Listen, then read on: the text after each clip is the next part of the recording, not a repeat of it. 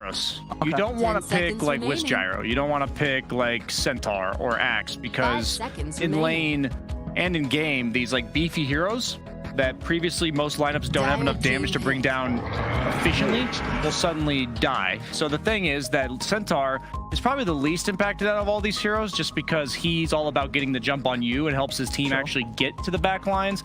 But even then, we have to be careful in the mid game of we're not going to see most likely a like Centaur with a Vanguard and a Hood tanking mid tier 1 tower because the AA does represent enough damage to blow it up. So there usually teams are going for something like Oracle against the AA because one of the only heals that work through the AA ult because all of the heal comes at the end of False Promise, but it's a save. AA is a combo hero. Remaining. That's all he is. You get like a Nyx, you get a Wraith King, you get some sort of hero that stuns, and the AA throws out his blast and bursts you full to 0. So the Shadow Demon, great synergy with Centaur, makes sense that OG went this duo. Team ban. And then we go, okay. First pick the AA, they throw out the second pick. I'm going to learn a lot about Brood. Fada is a Brood specialist, and we're going to see what 3 bans they ban to protect it. I'm going to learn a lot. You say Fada is a Brood specialist, or do you mean 33? Oh, sorry, 33. Yeah. I was going to say, like, is this a Precision 5 Brood? No. What's... Oh, I don't want to see the Fada Brood. What's his name? 10 seconds 33's name. Neda. Yeah, that's why. That's why I was thinking it. I knew it sounded. I was like, okay, why am I? Yeah, that's true. I mean, obviously back in the day, you know, 33 is probably one of the best Brood mother players in the game. So it's going to be very exciting to see what he pulls out on this hero in its current state, which is pretty good. I mean, we've seen this hero single-handedly just makes it an impossible lane for some safe laners to farm into. So it'll also be intriguing to see what OG think is the best hero that's going to be able to farm against the Troll got banned. We saw that own a Brood like 3 or 4 days ago. I would guess like Troll, Sven, and... Would you still be worried about the Pango we saw doing so well earlier, or with the Centaur picks, you're fine? I guess... It'd have to be like a Pango mid or Pango 5 or something, or like, I guess... I mean, Thompson would play a Pango mid. Yeah. Thompson would play a Grimstroke mid. He would, yeah. You know, if he feels it's a good Grim game, I think Grimstroke mid's absolutely on the table. The carry either has to do well in a right-click battle, Troll Warlord being a perfect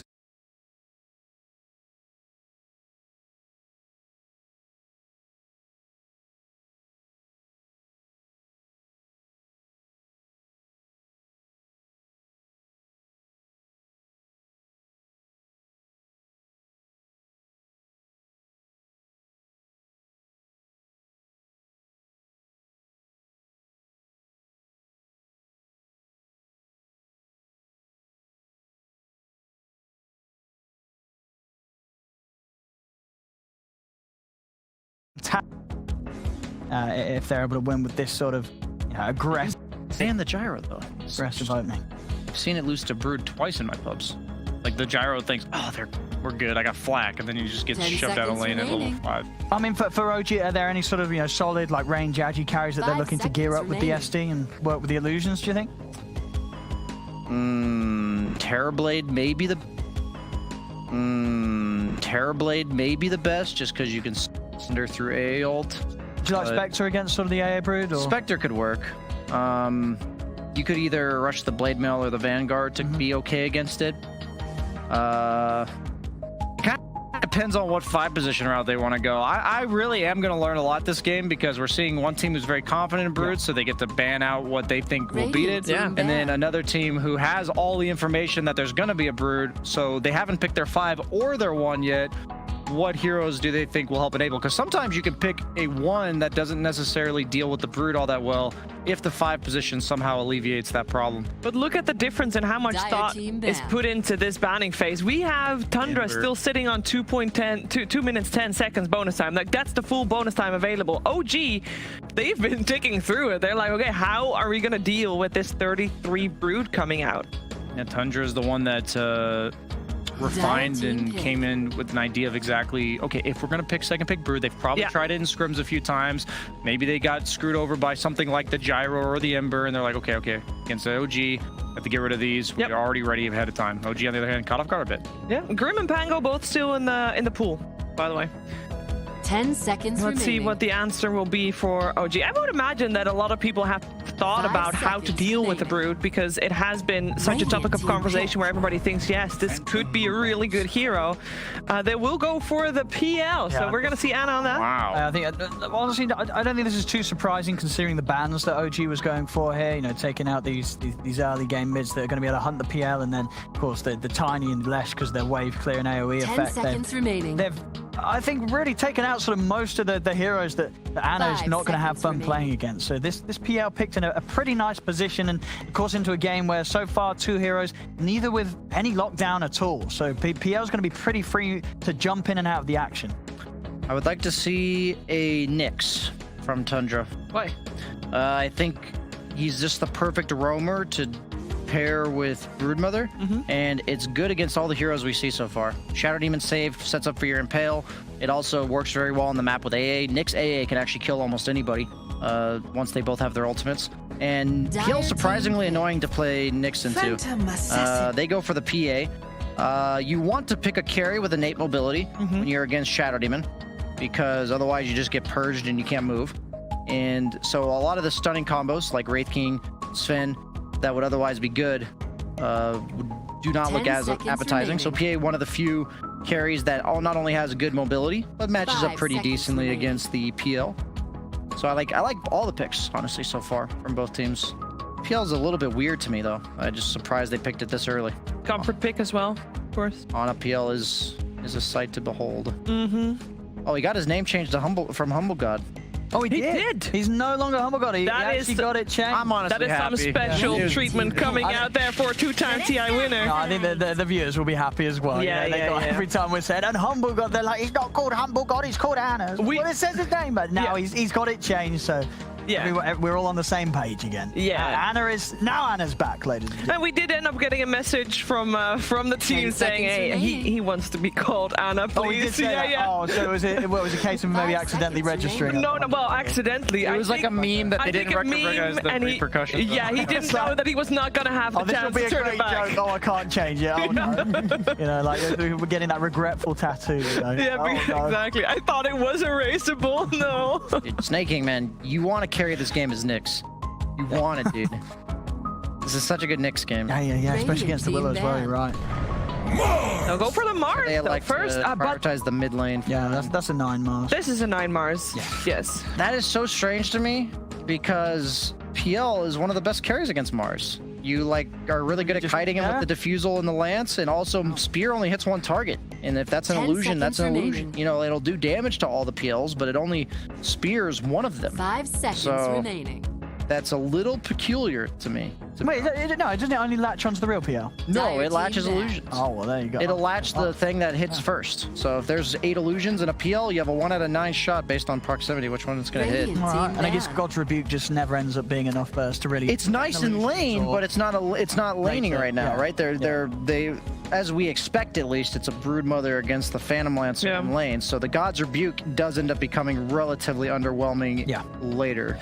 So at the moment, it looks like the Ancient Apparition will be the 5, right? So we're searching for a off laner that works together with the Brood? The 4 position. The 4, but that's what I mean, They banned out the Enigma. What's going on here? What are they expecting? Is this like a 4 Mars? Like, what's going on? Like, they're not banning out a 4 Enigma, are they? I guess they think maybe it could be like a, deny. Snake King has played Enigma 4 when they played up against Secret. That was actually the game that they ended up winning as well. We've seen Snake King also play Winter Wyvern, Tiny Lions, Spirit Breaker, Snapfire, and Clock. I guess that's why Nyx isn't getting picked. He hasn't played it yet. You want a hero that easily sets up for AA. You know, if that hero plus AA smokes and all 3 cores are showing, I'm still scared to farm on any of the cores on OG. That's like what I'm thinking. Yeah, Lion's a good ban. Well, what about one of the old school classics then, the Earthshaker, or is that hero just... It's just too greedy, I think. Like, you want it to be both level 6. That guy's gonna die if you find them, and Earthshaker needs to get on top of them to do it. I think that hero just got...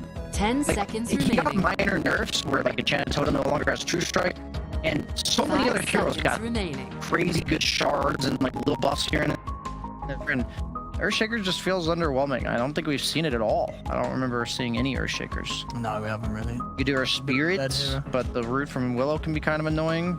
They don't have any instant stuns on OG. That's why I think Nyx is so good. But maybe, you know, maybe I'm missing something. Usually you worry about not being able to carapace anything. They pick the Grimstroke themselves. I'm very... Maybe also a little bit of a deny pick, so Thompson can't play it mid. Works well with PA, double dagger. Being swell target. Well, what is Thompson gonna go? I'm hoping for a bit of a curveball, something crazy here from Thompson. It's just Void Spirit, I think. 10 seconds remaining. It's such a great Void Spirit. You want any of the spirits. You want a hero that doesn't die to Arena. What's it with? Will be a there you go. We talked about the Pango. Yeah, we did. The Brood Killer. Pango's very good against Mars as well. It's not the best lane. Okay, Yeah. Mars should win the lane. But because you have Rolling Thunder, BKB, or Magic Immunity, doesn't care about the arena. So as long as you're not the one that got speared and dies to the arena, you counter-initiate the Mars really well. And we saw last series what happens when Pango's on the map against Brood. What was it at the end of the game? 1,000 CS or something. I think in that sort of 6-minute game, he'd made about 6,000 gold. Yeah, it was crazy. And he was #1 net worth for a large portion of the late game. Yeah, so a very solid answer. But it is 33 Brood. Maybe he's going to be able to magically micro the spider babies and not feed them to Thompson. I just think the Mars pick and Grimstroke pick are so underwhelming for 10 4th, seconds 5th remaining. picks. It's like they're okay. They kind of go with your lineup. They have some team fight, but they 5 don't seconds hard remaining. counter or like a shut down the win condition for OG. I think Ana's going to get space, and then he's going to be the most powerful hero in the game. Yeah, I think OG covered the Ana PL pick really nicely, and I got to agree. I don't know how they catch this PL, and I love that they came out with like an early Brood. They're that confident in it. I can't wait to see 33 play it. Yeah. But I've got to believe that OG with this draft here have responded suitably, and I think OG's the draft win is there for them here. Is there any sort of timing that you're looking for, like where the Brood should be doing good or when he should be ahead? Like, I think Greaves are insanely valuable this game because of the diffusal mana burn. So I think it's like the Greaves into like a 1 medallion or solar from somebody, and they take that early Roche, and I think that's like around 15-20 minutes that we want to see that because PL is not ready to fight by then. okay, so gotta beat the PL timing, and if the game goes late, it's an OG victory. PA gets Aegis, suddenly the PL timing is underwhelming when he eventually gets there. PA can actually kill PL ahead in items, so. Okay, so there's a little bit of a clock here going on for Tundra, but it is 33 on his Brood. They first phased it for a reason, and we're gonna find out what that reason exactly is. Can they take this first game against OG, or will Ana's PL get out of control? We're gonna find out together with Cap and Kyle. Due to the fact that Tundra did draw a game against Brain, they are now in a position where they desperately need a win. But the schedule does not look favorable for them, Kyle. They are, in their next 4 matches, have to face up against the standing top 4 teams. OG now, Liquid this week, and then Nigma as well as Alliance to wrap up the rest of their schedule. They gotta find a win somewhere in here, Kyle. Indeed they do, and they're still out of it. 1-2, OG sitting at 2-1. So a lot of season left to be played, but this is one of those series they've got to come out and look for a W. As you said, first pick, first 2 Brood, rather. I see this in like Division 2 NA. I don't know how effective it'll be here against the 2-time reigning TI champions. You gotta figure they know a thing about the Broodmother. So you would have liked it more if they saved this pick. Is that what you're saying? If they did a forced surprise pick? Hey, we're broodmothering you. You only have 1 hero to respond now. I think so. Yeah, okay. But you never know. I mean, the hero could just be Oh, Zeb. He's almost caught him in the act there. Fortunately, he's a tanky boy with that bracer and being a centaur. They do get the ward, though. True. It's worth. It was. It certainly was. The battle begins. I mean, the trouble you have is 3-3 here. Oh, hang on. Okay, well, no, I was like, oh my god, they're gonna kill him? A body block? No, he's gonna be just fine. You don't have the greatest Brood game here. The panel was discussing it. We saw it earlier today. Pangolier against Brood, you just clear those spiders no problem, especially when you're a 2 position. But PL is just a hero you can never really pressure. Yeah. It's already off to a bit of an awkward start, about a 300 net worth lead to start things off for OG, getting the 3 bounties as well as being able to de-ward that 1 ward.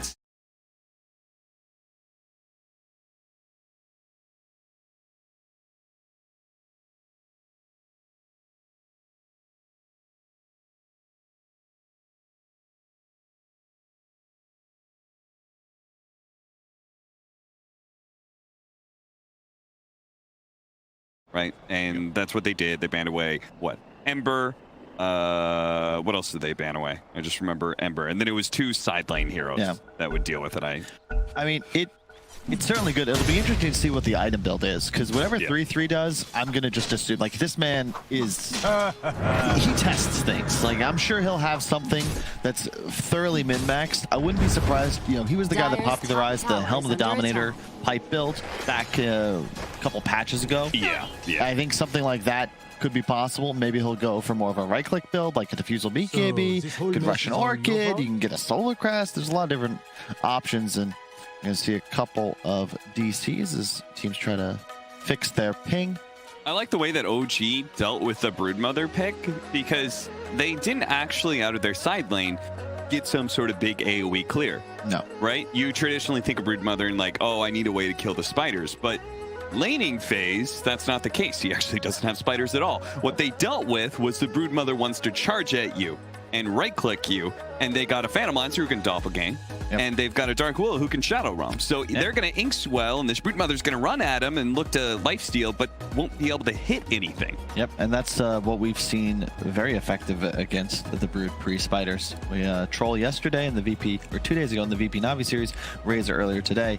Until spiders, the hero is just a weak laner if you're not able to trade effectively, and as you said, you cannot do it against these heroes. Shadow Demon even later on in the game, you just throw out a quick disrupt, no big deal. Also, Fog told me something about the Willow was that OG see this as an open pick. Apparently Thompson's been playing it a lot mid, going this Midas Ags rush, so maybe not ideal in this game, but it was definitely something that they considered an option. Something to look out for in the future. Here they pick up and they're like, okay, we need a Pango because we still should have an answer to the spiders themselves. More of a mid-game answer, and obviously Pango is easily one of the best heroes. It's really good against PA as well. Yeah. You get the potential disarm procs, buy a bunch of armor items, most likely, the disarm. You've got some answers to Mars if you get the shard. Instant magic immunity, you can roll through the arena, and you can also hop over the arena with shield crash.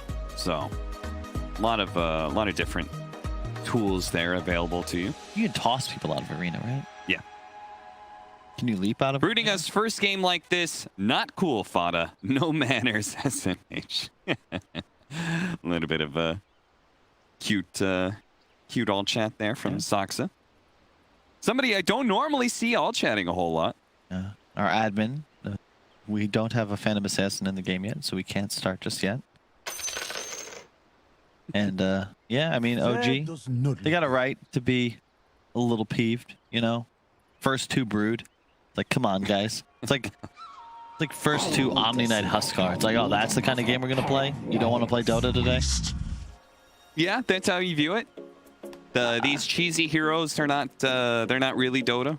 Next thing you're gonna say is Techies games aren't normal Dota games. Those are definitely not. The Brood, I think, after the I played a lot of Dota yesterday, Kyle, and half of them were me playing Techies. And let me just say, they were all Dota games. Yeah. Why? Because I'm convinced that the hero is legit, and I'm gonna try and figure out how legit it is. You know, there's like a lot of other heroes that are legit. Yeah. That aren't Techies. Yeah, and I haven't played. Why are we upside down? Techies is not a hero that I have a ton of experience with, so I'm learning. Kyle.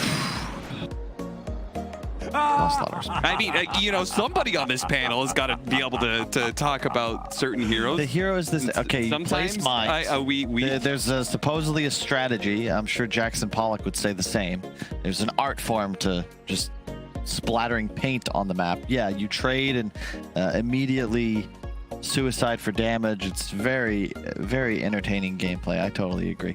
Broodmother is a bit different now. I don't think it's quite as cheesy. It's more that you just at some point will still have to deal with these spiders cliff walking up and down the map, clearing your jungle. It's gonna be Do you really think it's tedious. less cheesy now that the ultimate is the spiders? I find so anyway. Yeah, it's less cheesy. It's just tedious. It's just annoying to play against. Amazing thing. That is something that they will. That is going to be one of the goals of Tundra's strategy here, right? Is the Broodmother. Hopefully, you win your lane. you take that tower early, you get a bunch of spiders, and you start just taking over the map, right? And you're taking over such a large share of the map that the PA has a way just to be able to sit in her triangle and not be bothered because the enemy team is so occupied with a Broodmother pick. Yep. The concern I have is the support duo of Tundra is really susceptible to just being straight up charged at. No real answer to the illusions. A stampede forward can be real tough as So this whole mess is all your fault? pauses continue. Apparently we're having slight issues. It's all right. OG, Snake. oh, yeah, as you can see, Snake does indeed not have a webcam on. Was that the Curiosity on Mars? Just like an orange. All right. Just leave the camera off. It's all good. Although 9, I don't think you were lagging. We'll keep. You know the hack I've seen some players do is the using their phone to connect. So that their phone is doing some vertical camera into Discord. We still get something to see. They don't have to worry about potential lag. Though I don't know. I feel like Discord webcam. Yeah, I was about to say, take up that 2021. Much, we're what kind of computers we got here? Yeah, seriously. That's a professional. I mean, the chip stream? shortage, perhaps. I feel like streaming takes up a lot of resources too. I think Snaking traveled to the EU, so who knows what machine he's on over there. True. I'm gonna say Tundra thus far have been a little disappointed in me this season. I really think Snay was wrong choice for them. No, opposite. Okay. Uncut diamond. You know, he's been a very solid player for a long time. A lot of them stuck. But they just haven't found too much success. We'll see. I think a lot of their games kind of ride or die with Skeeter's performance. Somebody's about to get mad.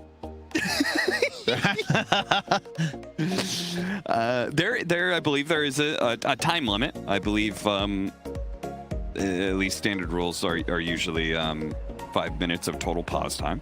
Dude, this hasn't happened in a while. So, like, not to jinx anything, man. I remember back in the day when there was that Skype vulnerability. We were playing Han. We had a separate internet connection, and we made fake Skype names. So that we only ever used on our alternate tournament internet. Because God forbid somebody finds your IP, you can't change it. Yeah. You just no longer can play. Remember that there was like a year in the Navi you just couldn't play LAN? Yeah. The old days. Frustrating times to be a commentator. Yeah, we take it for granted. You did not look forward to casting any Navi games. Because somebody out there had a grudge. Alright, well, looks like we're back into the swing of things here as Snaking tries to... I'm very surprised that they didn't block the pull. Maybe they did. It's already been dewarded, but I feel like that's the go-to play right now is instead of buying boots, buying Sentry and making sure that camps are blocked if you feel like it's disruptive to your lane. And I would argue this is probably a lane that you want the enemy team to be stuck in the lane fighting you, rather than being able to do pulling shenanigans. Interesting. Notel drops a sentry in the camp. I think that Snaking saw that. Yeah, he's going to grab it, but does block the 2 o'clock spawn. That's doing a little pressure to 3-3, but man, this is a rough one. Notel did not go Shadow Realm. He went Curse Crown, and as a result, 33 takes advantage and chomps on him a little bit. Fortunately, Notel did have a way. Cut down that tree, but I felt like that was an unnecessary amount of damage he just took as a result. 2 levels of Shield Crash out from Thompson here. We've seen more and more people going Shield Crash level 1 because the mana cost got so cheap now, from 80 to 60, so it's incredibly cheap to spam in lane. They buffed the damage reduction as well on earlier levels, so that 1 or 2 points is really efficient.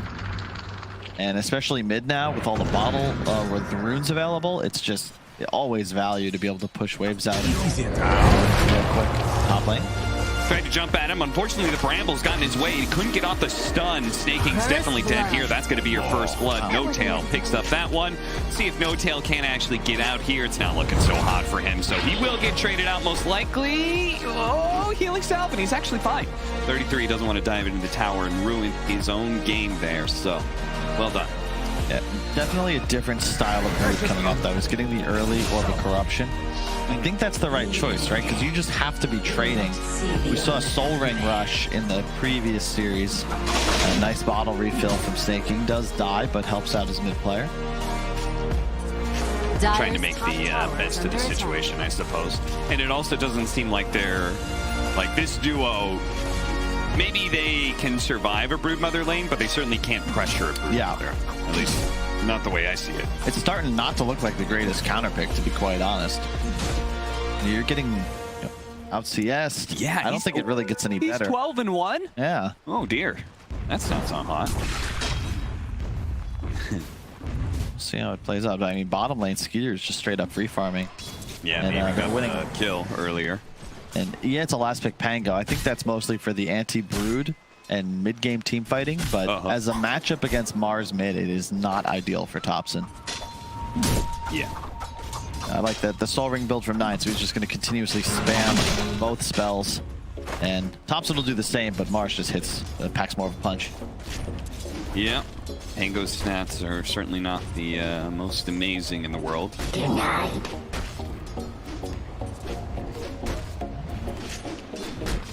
Yeah, very slow-paced guy. Off to a nice start in the lanes, though. Tundra is looking solid here. There's the Orb of Corruption. I don't know if this lane ever gets any better for Ana. Like, you can't trade with Brood.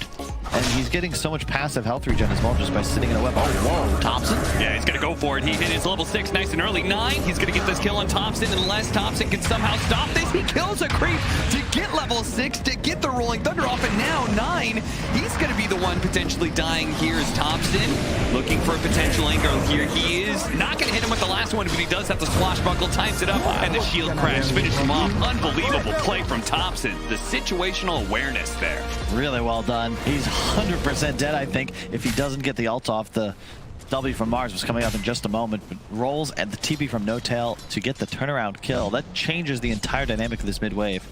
Ana is going to take some pressure up top while this goes down, but yeah, we can check this out. He's one creep away. Does he actually get the last hit on it? I believe, yeah, he runs over. Yeah, he sees the melee creeps low. One hit. Swerve. Pops Rolling Thunder. I'm a little bit surprised he didn't roll straight at him right away, but I guess he was a little bit scared there. Nah, if he catches the W, yep, he's dead.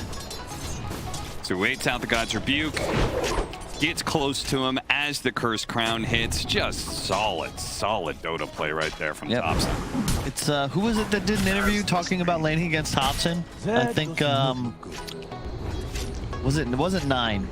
Anna, he used his doppelganger, so he's having to keep his distance now. I missed that interview, to be honest. I think it was Stormer who's discussing how Limp was a beast and that he had never beaten Thompson in lane, because it's like you always try to kill him and somehow he's like done the math and lives with 30 HP. Like in this case, he's 6, so you're like, I had him, but yeah, I was like, he's dead. Yeah. He's dead. And then all of a sudden, he's always playing on the edge. There's one creep that's 1 HP and he hits it and gets level 6. Crazy stuff. Still all good. I mean, Thompson's top net worth, but so far so good. I mean, Skeeter is huge. And they can actually get this kill on Ana, which he's going to be forced to doppelganger, and the Inkswell will find the real one here. Kill him. Tops. He makes an entrance here, but it's not going to do much. 33 is certainly fast enough to deal with the rolling boulder.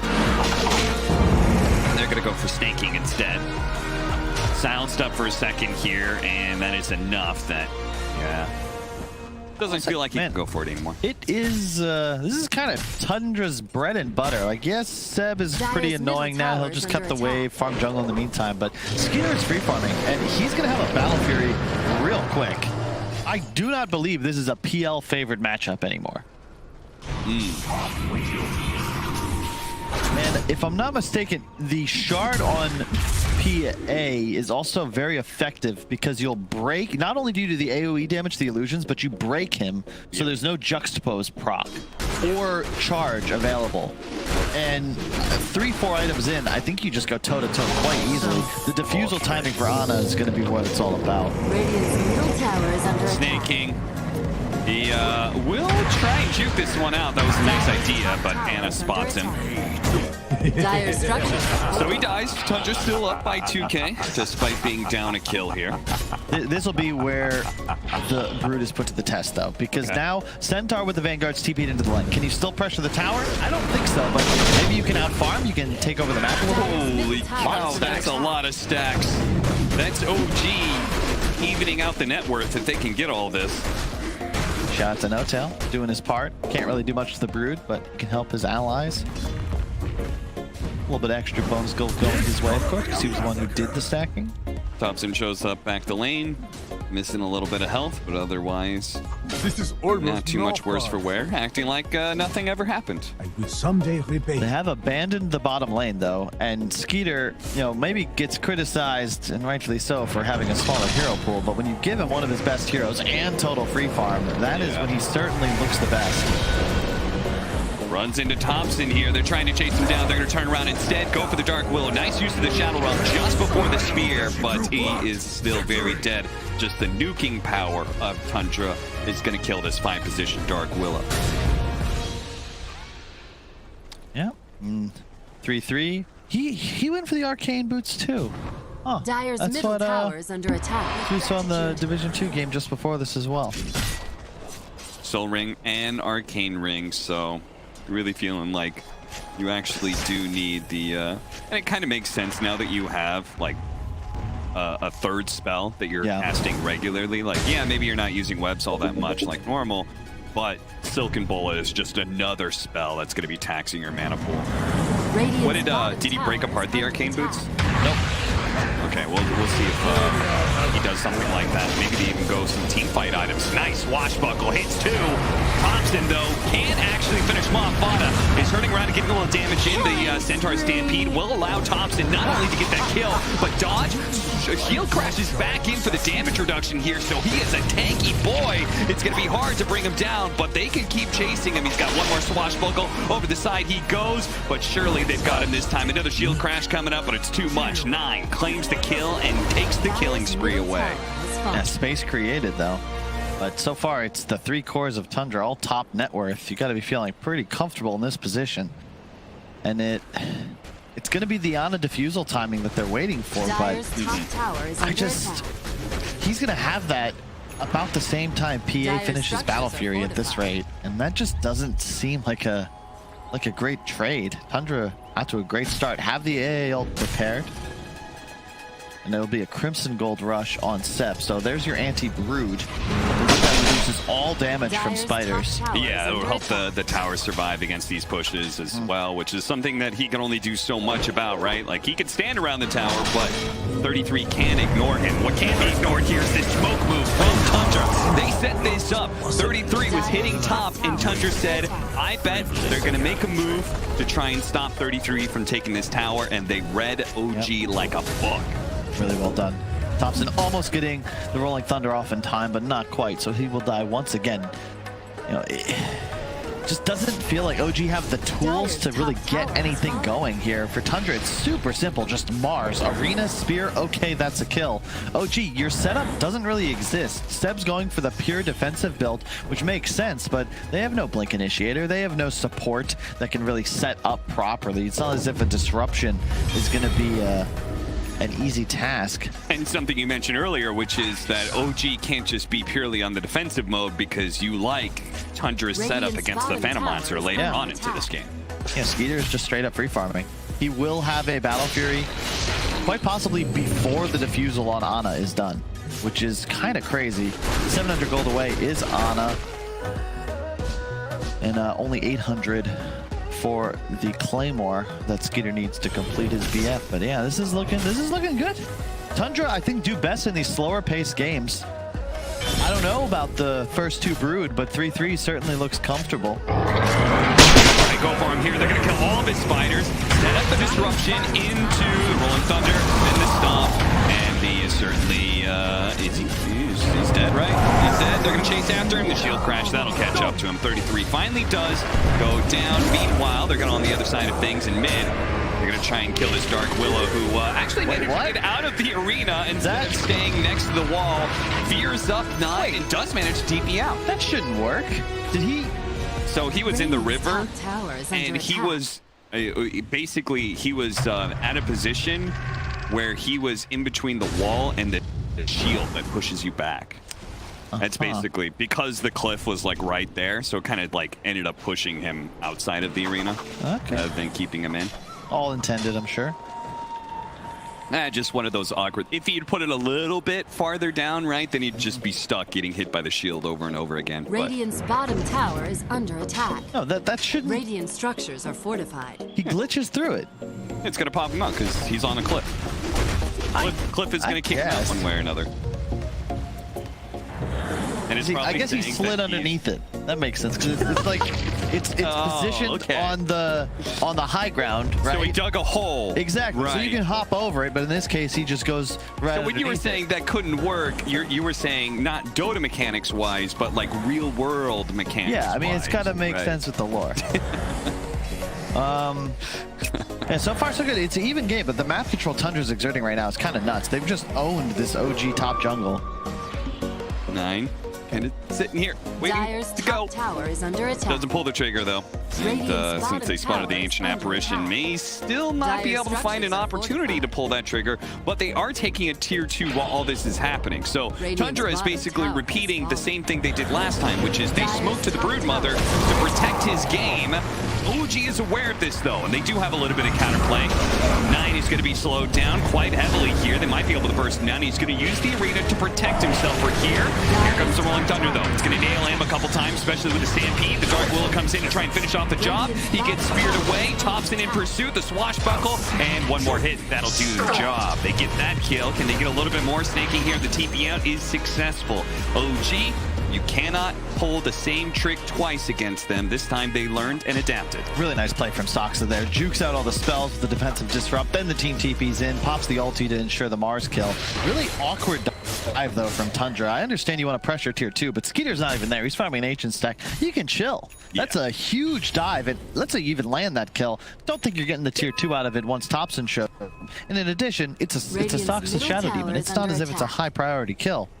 It was definitely one of those smokes where it was like, oh, we want something out of this. Yeah. And all we're seeing in the Shadow Demon. Last time, the smoke that they did, it was natural and effective. They were able to move behind a tower and catch a core. Well, no way that OG is able to fight once they lose Thompson at the very start of an engagement. But you fail to kill a support, yeah, that fight's going to look a whole lot different. The X factor here for OG, check out the net worth chart. Seb is on top. He is just flash farming, spamming double edge.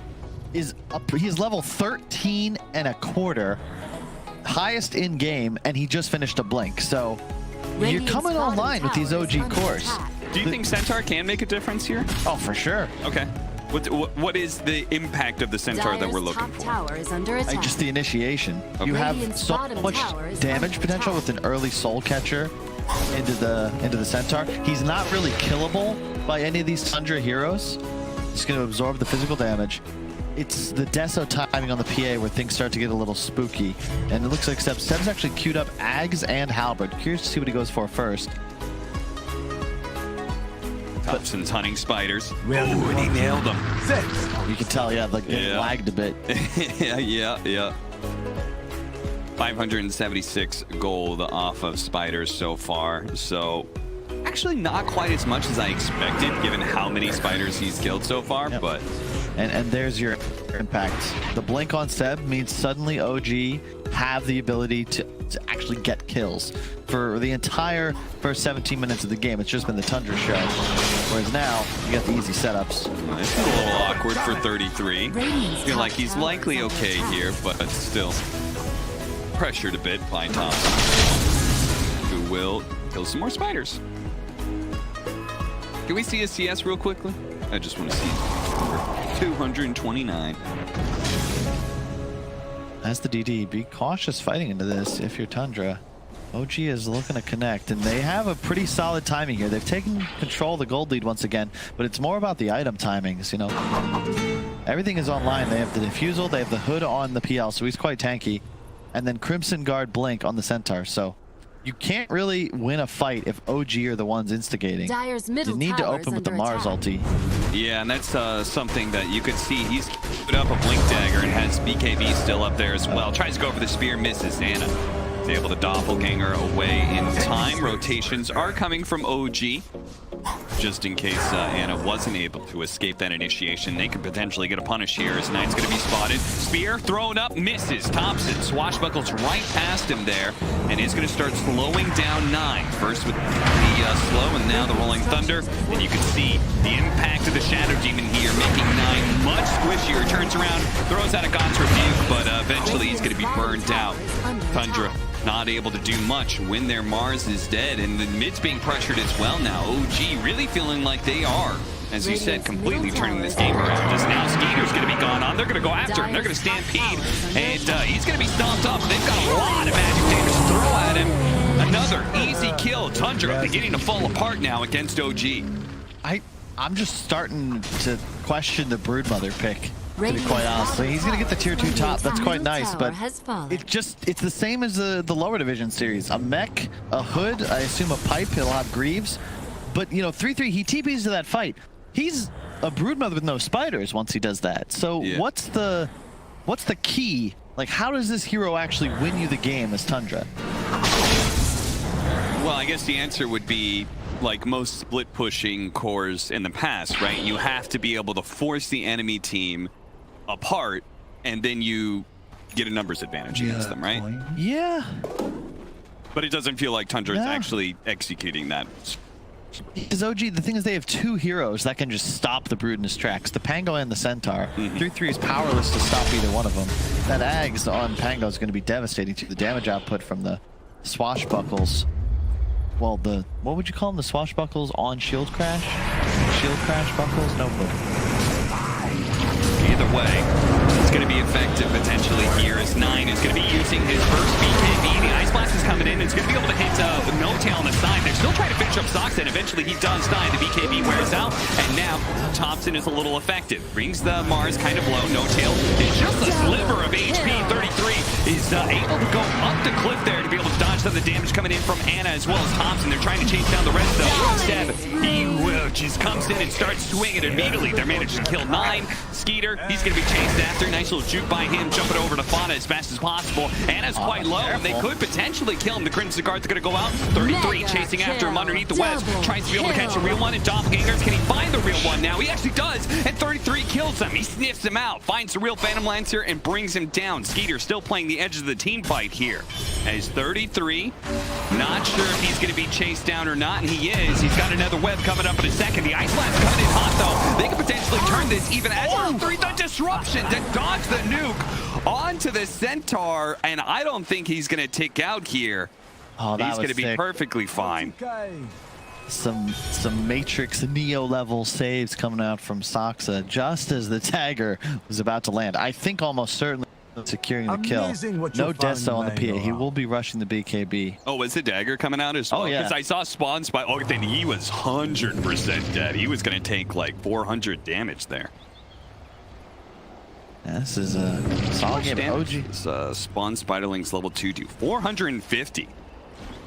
Yeah, so we'll watch this one again. He's going to turn around point blank. The dagger's coming. The Spawn Spiderlings at the same time. Both are dodged by the disruption. Just nasty. Justin time there. OG just doing a great job playing the map. You know, the 4K gold lead is mostly just because they're shoving lanes faster. Mars has been the guy constantly hunting, but you know, both Centaur and Pangolier above on the PL because they're just shoving waves so fast. I've seen Seb use double edge at least 100 times so far this game, just farming everywhere. Has the Solar Crest finished. Really like that decision over a rushed Ags. I think Solar, even after the slight nerf, is still just the best item to buy on any offlaner. And I again go back to this Brood build. Yeah, he's queued it up now, but you know, Greaves Hood before Solar Crest. I think Solar with your PA, isn't that just an insane combination? Yeah. Because the damage output of Tundra is what I feel like is lacking thus far. Yeah, it does feel like, you know, Anna got kind of low in that fight and they weren't able to just like immediately kill him. Centaur is just surviving for so long in these engagements. I definitely agree. They are hitting a timing though now.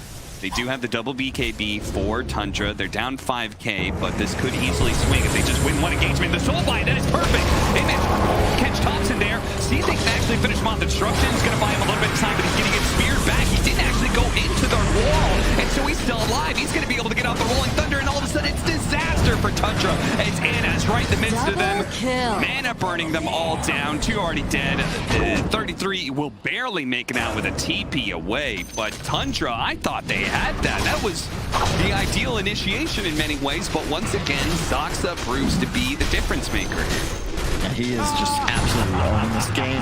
Remember that dive up top, key setup, that was a kill on 9. Again, the disruption to save an ally, turning the fight, giving him Roche. Love Ana. Ana, he has the SNY now. Shard will be the next item. I've heard BSJ gush about this backstage for days. How it's so good. He, again, nerfed slightly, but still just what makes PL good on this patch. Yeah. Ags, oh my god, as soon as he has Ags, that will just be nuts. He's gonna break the PA. Skeeter won't be able to do a damn thing. No crit, no evasion. Good luck. Yeah, this is getting nasty for sure, Thompson. You could see. Man, I just another SD short. just counters PA like really hard. Yeah. You know, he wants to initiate, you just disrupt the guy he goes for. That removes the attack speed bonus timing from the blink in. And then late game, this is a 4-position SD. That Ags just renders him like it's just a worthless hero. Yep. But I absolutely so much more.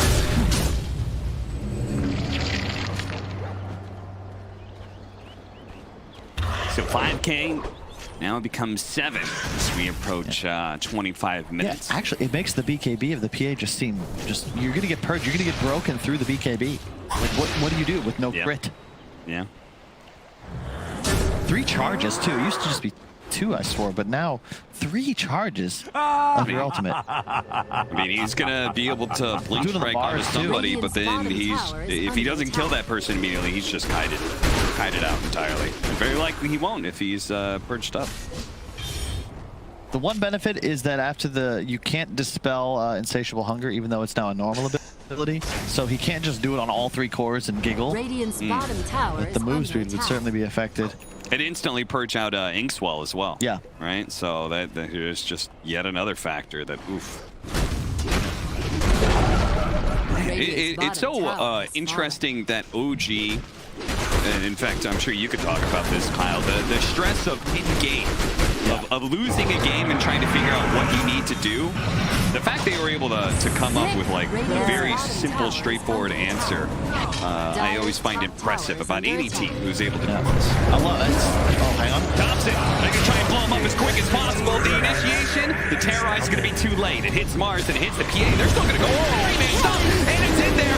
They've already taken out the support. The BKB is going to be popped by Knight. Turns around, God's Rebuke, looking for an opportunity here with the BKB wearing out to hit his spear. He does. He managed to get Soxa with a Broodmother behind him. They should be able to gobble him up. Soxa, he turns around. He's living with just a sliver of HP, and he dies, but it doesn't matter. He executed all of his spells onto the Broodmother, so Brood dies. 33's out for 60 seconds, and Tundra locked inside of their base now against OG, even though it's 3-on-3. Anna is still the big bad Phantom Lancer knocking at their door that they are afraid to answer. The Shard also paying huge dividends. He's getting so many illusions off at the start of the fight just with 1 lance. He's also doing bonus damage. It's just like you have an army at all times. Doppelgangering forward, finding Fada. Nine still hiding in the trees here, but they can't do anything unless, okay, a spear thrown out, but a tier 3 is already dead, and now 9 is in some trouble here. He's going to try and walk his way out of this one. Curse Crown is going to make this a lot harder for him, especially with all those illusions. He's going to try and scoot on through, but instead they go for snaking. Anna's just going to keep on going for the sports. Whenever they show themselves outside of the fountain, Kyle. It's a Phantom Lancer, and it's OG. I feel like there's some fountain farming coming soon. Yeah, this is just, it's insane. The game's just suddenly out of control. And OG just straight up dominating. There's no way you see that dive coming if you're Fada. They go straight behind tier 2 mid. They had vision of them with the ward. You can actually just see it pinged off there. And that starts the whole fight. They get 1 kill, and then they just continue for more. It's 5-on-4. Why not keep going? they lost Thompson, but I mean, again, Seb is just always seems to be the unsung hero of his squad. He's 0-0-15, and not just the way he's played, but the itemization. First off, he's farming all game to ensure his net worth stays not just in pace, but ahead of everybody else for some time. Solar Crest Vlad, so these illusions are even stronger. And he's just finding, that was a triple stun. Yeah. It's over there. Insane, especially since Thompson was already dead, but they recognize, okay, Anna is now the real damage dealer. Yep. And we've got a great initiation here, an opportunity to be able to catch him. Tundra finally back up as 5. They're going to go for a 4-man smoke. See if they can catch backline. Soulbite does manage to latch in. Thompson, though, already gone magic immune. And Seb going to be saved by Soxa with the disruption. Once again, the initiation, it's all gone away. Tundra, they thought they had an opening, and it's completely out. Anna's demolishing the backline here, sneaking to the dive so fast. He turns back, finishes off the Mars. Nice and easy. No Tail hasn't even used his Terrorize until just now to be able to control of the Broodmother for longer. And Tundra, yeah, you need to get out of the game now, because Anna is certainly going to be running at your throne now. Just clinical, and of course, what would an OG game be without that man in the fountain? And of course, a big smile from Thompson. Just a clinical game. It looked a little shaky at the start, and I was like, oh man, this Broodmother, something's gonna happen, Cap. I can feel it. Like, this is first dude, but just ultimately underwhelming.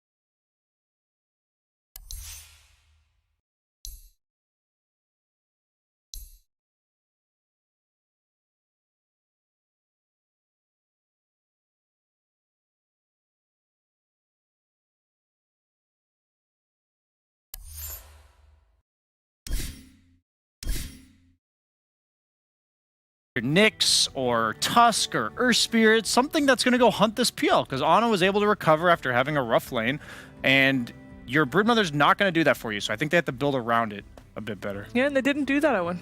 No, I mean, exactly as Brian said, it's just the fact that when you have Snaking playing on that more reserve support, sitting at the back, trying to, you know, set up his teammates, you know, where is the setup? You've already got that, though. You have an AA. Well, I'm saying you already have a hero that does that, right? No, I'm agreeing with you. Sorry, yeah. No, I'm saying, like, because everything, the only person going in is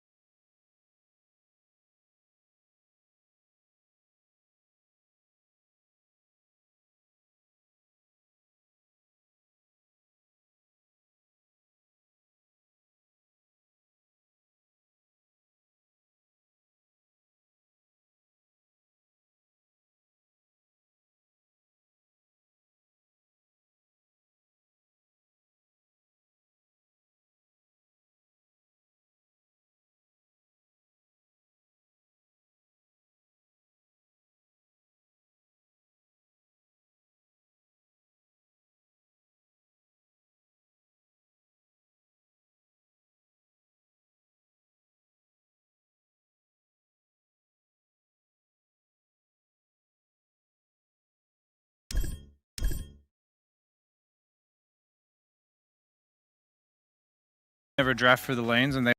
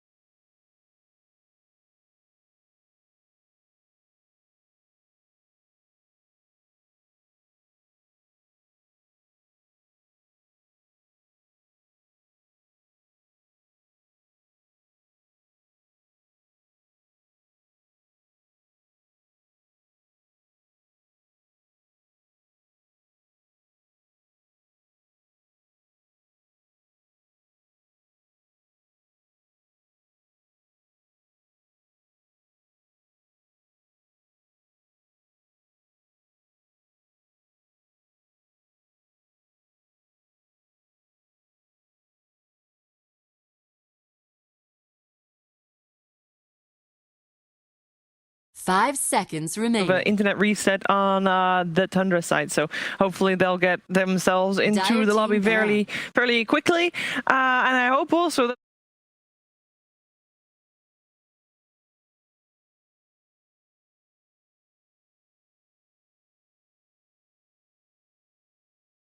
we said that one of the lanes that we were going to look at for this matchup specifically was the 9 versus Thompson matchup, because that is the lane where it's okay to not win it, but it's not okay to lose it, right? To be fair to 9, that was a pretty sick play from Thompson. You see the level 5 Pango, and Thompson has this like peace of mind to hit the 5 HP creep when he's at 100 HP just to get his ult off, and then he knew that the God's Rebuke would kill him, so he waited for 9 to use that God's Rebuke.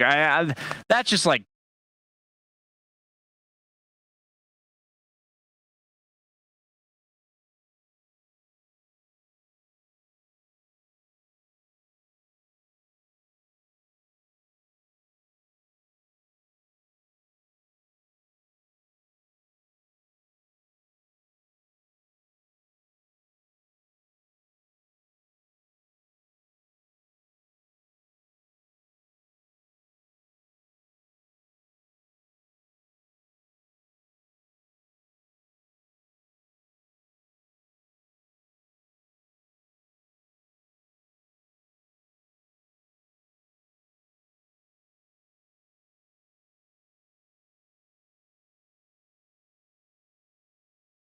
like it's a legit pick. Snap you have to pick Snap to do it. Yeah, so like that is those are Abaddon and Snap are 100% required. I would love to see it, because then I would love to see, you know, Tundra has to know. They have to read red. They're not going to do AA Brood again, are they? No. I mean, if they pick Brood, they're gonna pick like Troll or some lane like Gyro, and they're just gonna there's no way you open AA Brood again. No. Dude, How many and a subs sub. are you gonna give? I will give a sub to Kyle Sub to Kyle. if they pick Brood right here. That's 5 subs to Kyle. Okay, Kyle. 5 gifted community subs. That would require you to stream though, because it gives them to your random viewers. Well, he probably wants you to pay for the subs that he lost. Yeah, exactly. They're taking their time though, so this is something that normally you can. Don't do it, Tundra. What? What's His what's sub 10 to months? you. His sub to you. Your sub to me? Yeah.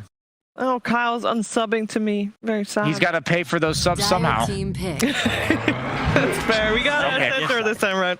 I mean, this is much better. I mean, Yeah. I'd say a lot better than what we saw. Well, this helps is you a jump the back sensible lines. opening. Yeah. Helps you jump multiple targets at the same time. Centaur obviously broken, but like last game we Dire saw team bad. the AA and you want to jump the back lines. Abaddon's kind of the same idea. So this is just so weird to me, man. Radio team bad. You think most teams should not be able to get away with opening Abaddon PL? Yeah, I don't think most teams should be able to get away with picking PL other than like 9th, 10th. Yeah, in your you look at this and you feel Tundra, they've got so much to work with in terms of what they know OG's doing here. It's like, would OG have won with PL if Thompson 10 doesn't make the seconds plays he remaining. does and they don't make the perfect kills to like kill that Brood and like shut down her 5 momentum early, seconds right? remaining. This is like an OG special where they have the superior late game option and they stall you out long enough to eventually run you over. And I feel like if you're Tundra, you got to consider the heroes that OG banned last game before they picked the PL in the second They phase, banned right? It was Storm. Dire team Lesh, banned. and Tiny. Yes. So which one are you sort of maybe wanting to go for here? Tundra also banned Ember themselves, which kind of, that's I think, enough. screwed them a little bit too. So you want either the Spirits Spirits. or Tiny or Lesh. You prefer the Spirits over The way I Lesh? look at the PL matchups are that if a hero walks in my lane at 6 minutes, what do I do about it? And if it's like one of the Spirits, you just get dove. If it's Lesh, he literally walks at you and you can't Lesh do anything ban. about it. So Yeah, these are that's bad. it's just like last game when you see a Mars come to your lane, 10 you don't seconds even have to remaining. leave necessarily because he's going to try to arena you and you just doppel. Yeah. So that's why seconds when we say remaining. it's like, yeah, it's okay, but it doesn't really deal with the PL. There's nothing you can do about it 8 minutes into the game. Abaddon's going to be like level 4. team bad. PL can't defend himself that early. He's only got like 700, 800 HP. OG feels is the biggest threat. So you say Storm, Storm to Ember, me. or Tiny. One of those is going to get banned out here. I would Almost certainly love by to see a OG. Storm ban right now.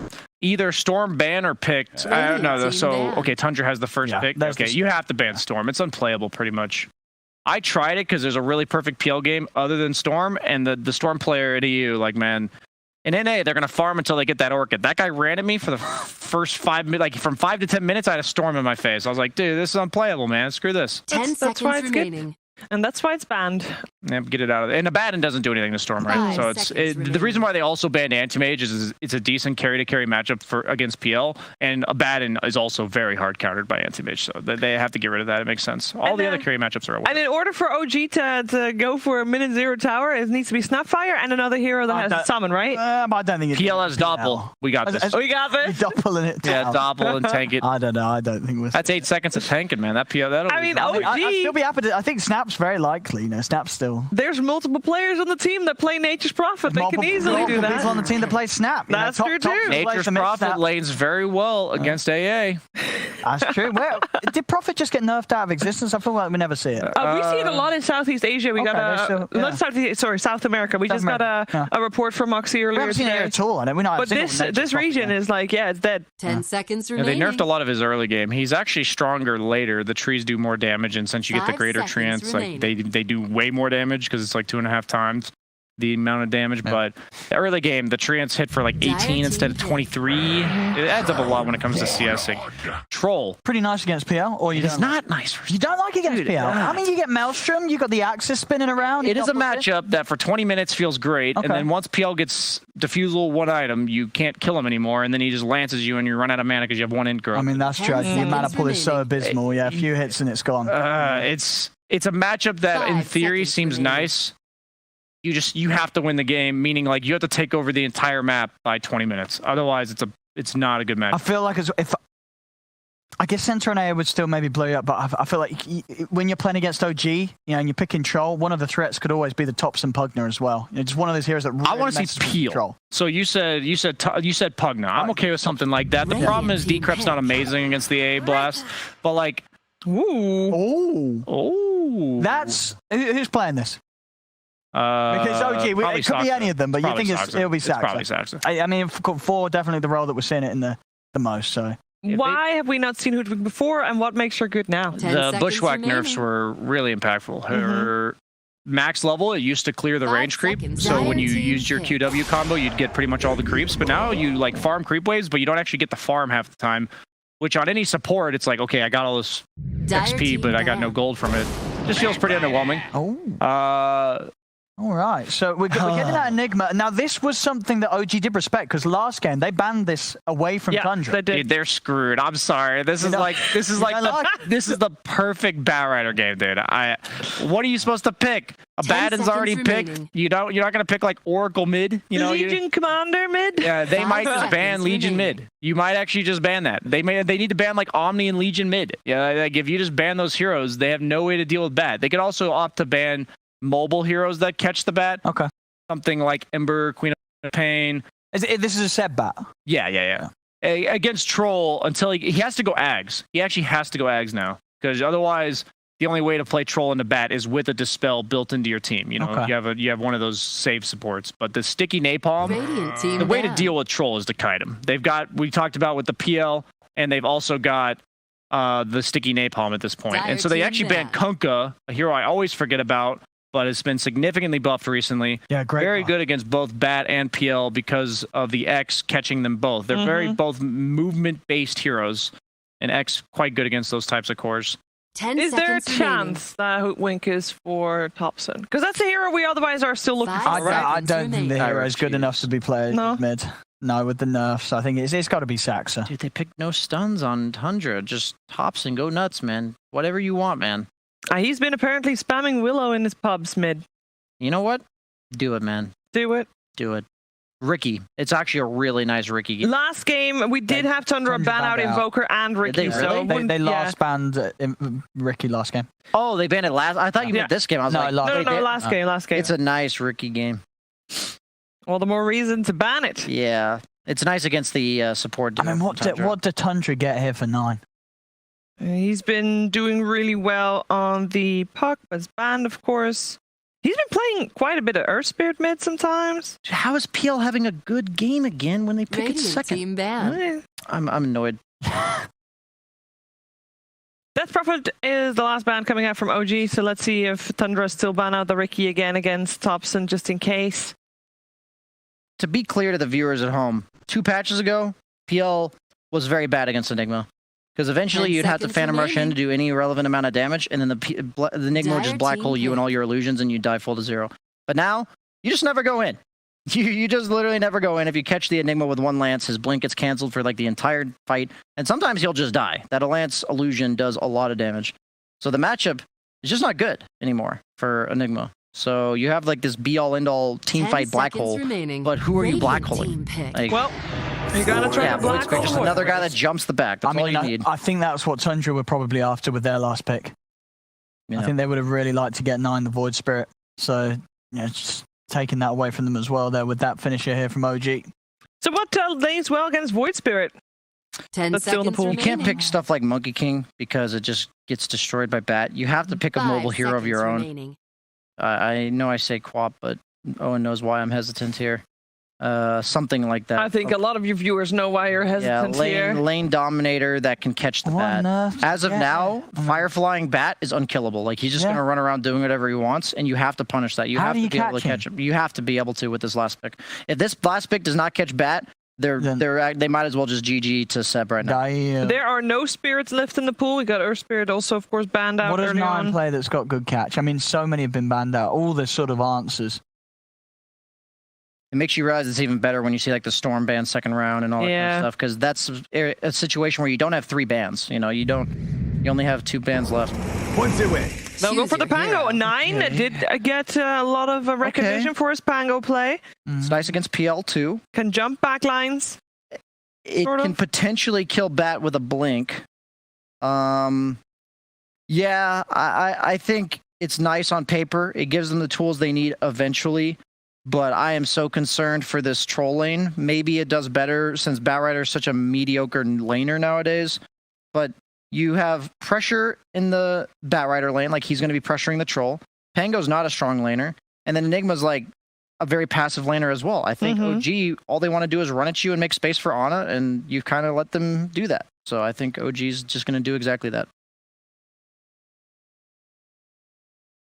What do you make of it, Owen? Follow me up here, buddy. I mean, I think it's better than the last game for Tundra. I do actually think it's better than the last game. Okay. I'm excited to see what Snaking's able to do on the Enigma. As we said, we saw last game, last draft. It was something that OG banned out. They're obviously they feel that it is good in the hands of Snaking. They've got a good team fight. They are going to be able to turn up. You know, Pango, AA, Enigma to follow up. A lot of heroes on OG's lineup that want to be in the front. You know, jumping in. A good black hole could deal with that.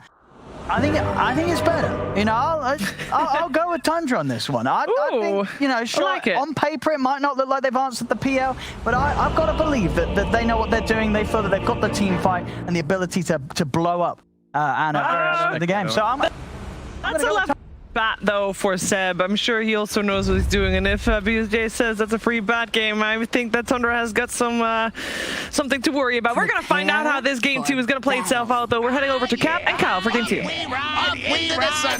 I think it's very bold of Owen to say that Tundra, they've got to know what they're doing, because I feel like that is in some ways the way we opened up our cast of game 1, Kyle. I said this Broodmother, they picked it for a plan.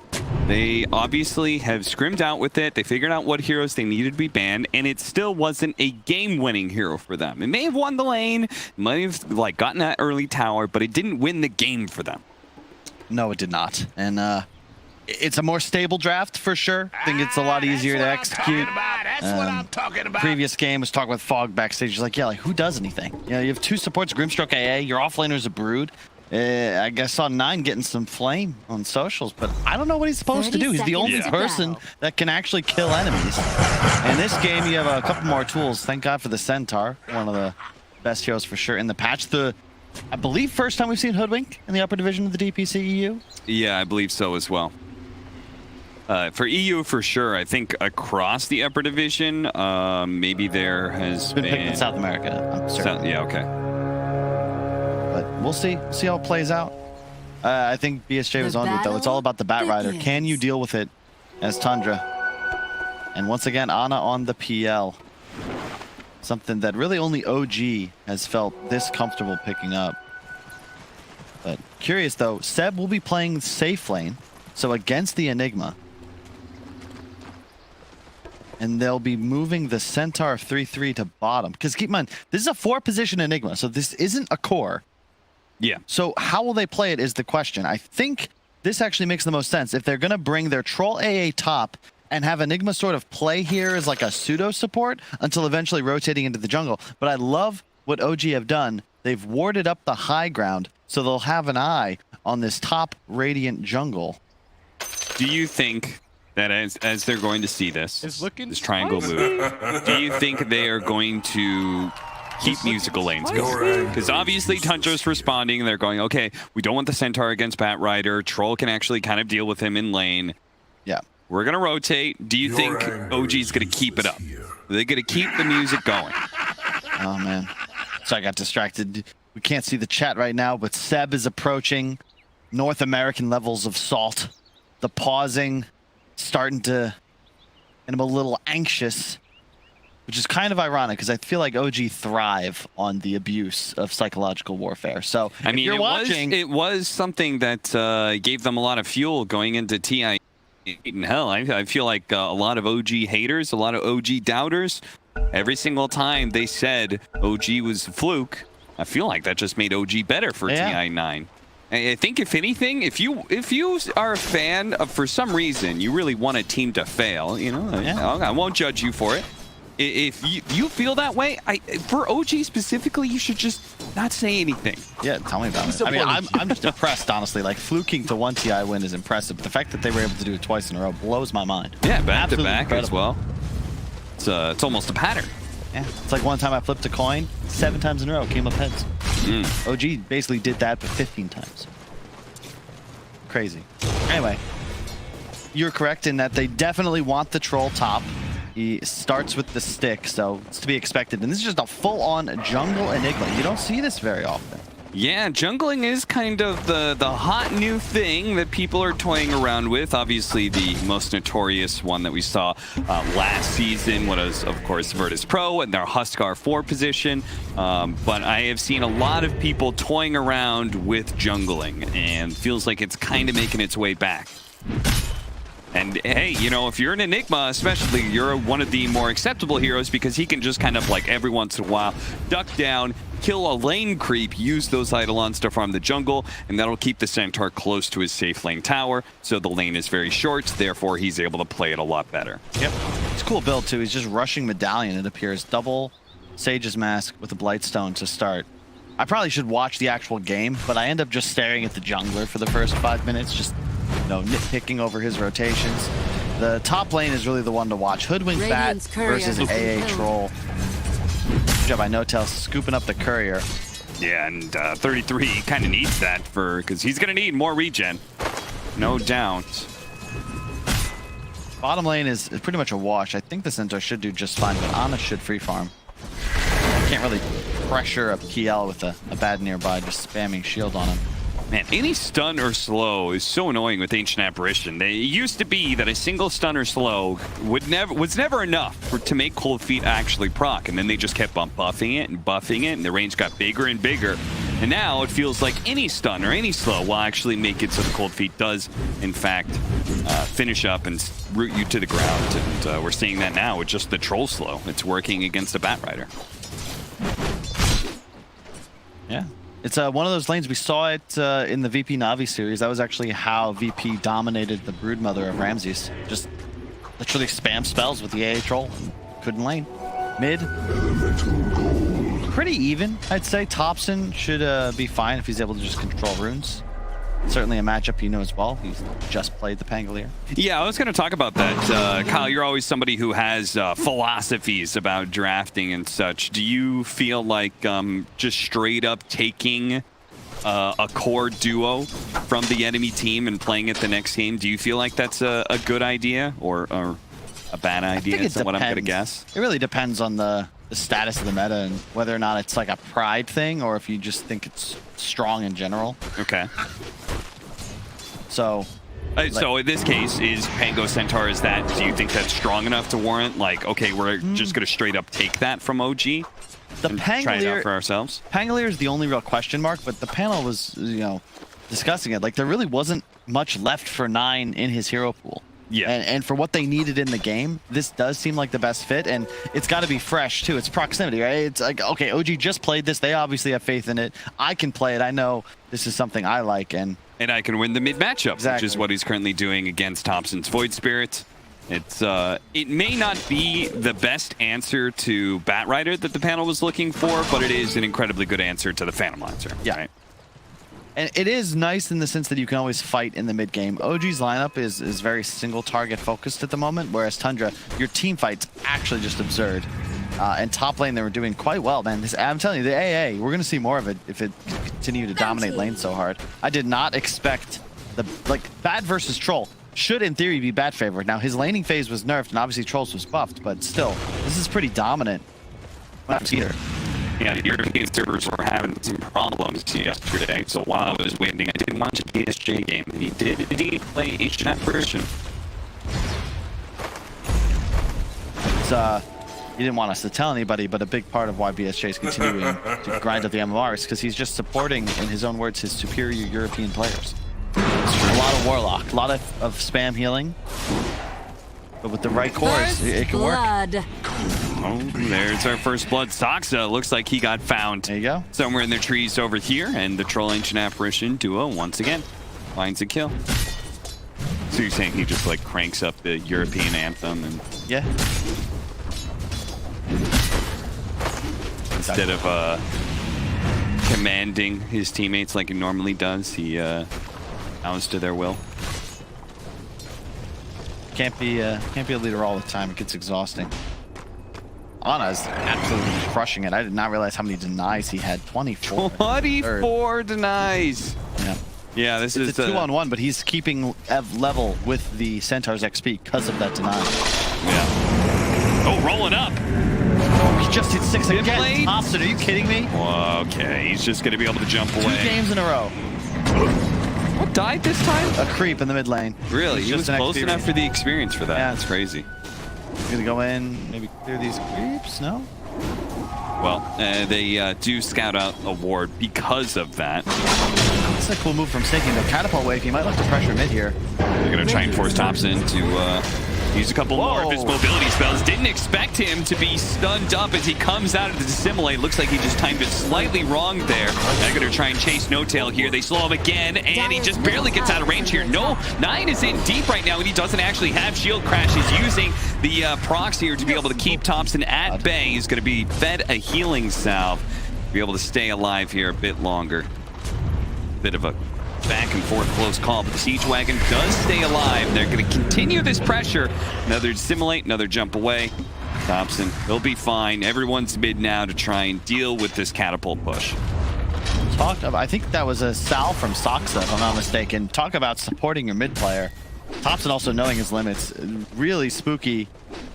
Almost dies to the cold feet coming out of dissimulate a bit early, but well done. No Tail, No Tail's running back to base with like 30 HP, absolutely 0 mana, did everything in his power to keep his Void Spirit on map and in game. Now grabbing an Arcane Ring, that is the dream for Thompson.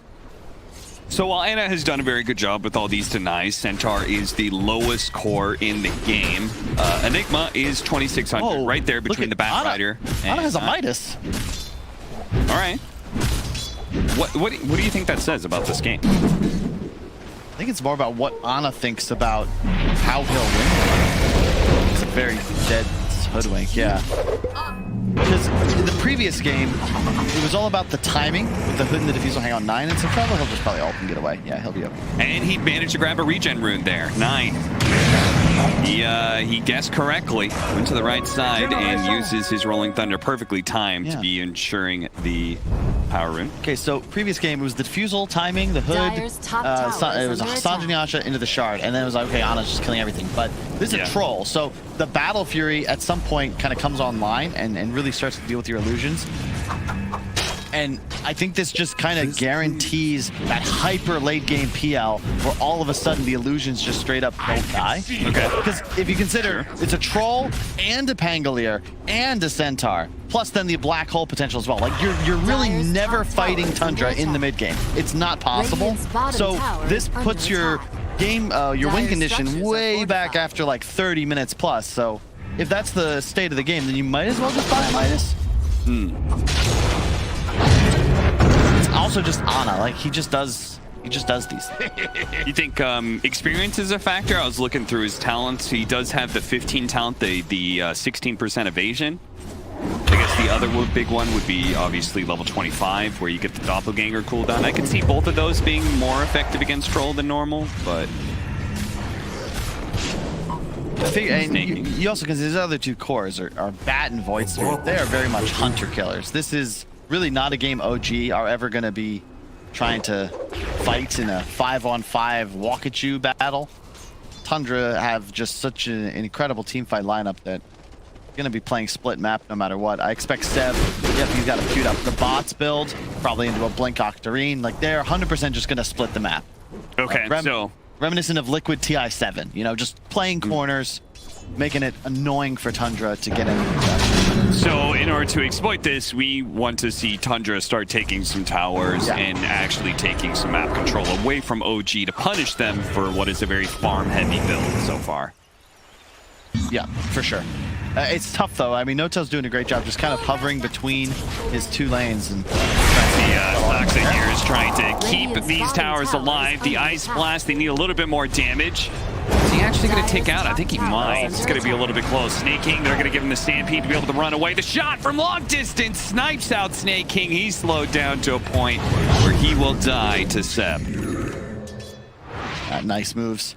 It's again, Tundra just we saw this in the first game too. They get a little over eager for these with these tower dives. Again, it's on the Sock on the 4th position. I feel like there's a pattern here. He's constantly the one defending. Takes over. And everyone gets away. Look at Hotel. He's trying to pull this creep wave out of the way so that the siege wagon will die. He really wants to keep this mid tower alive.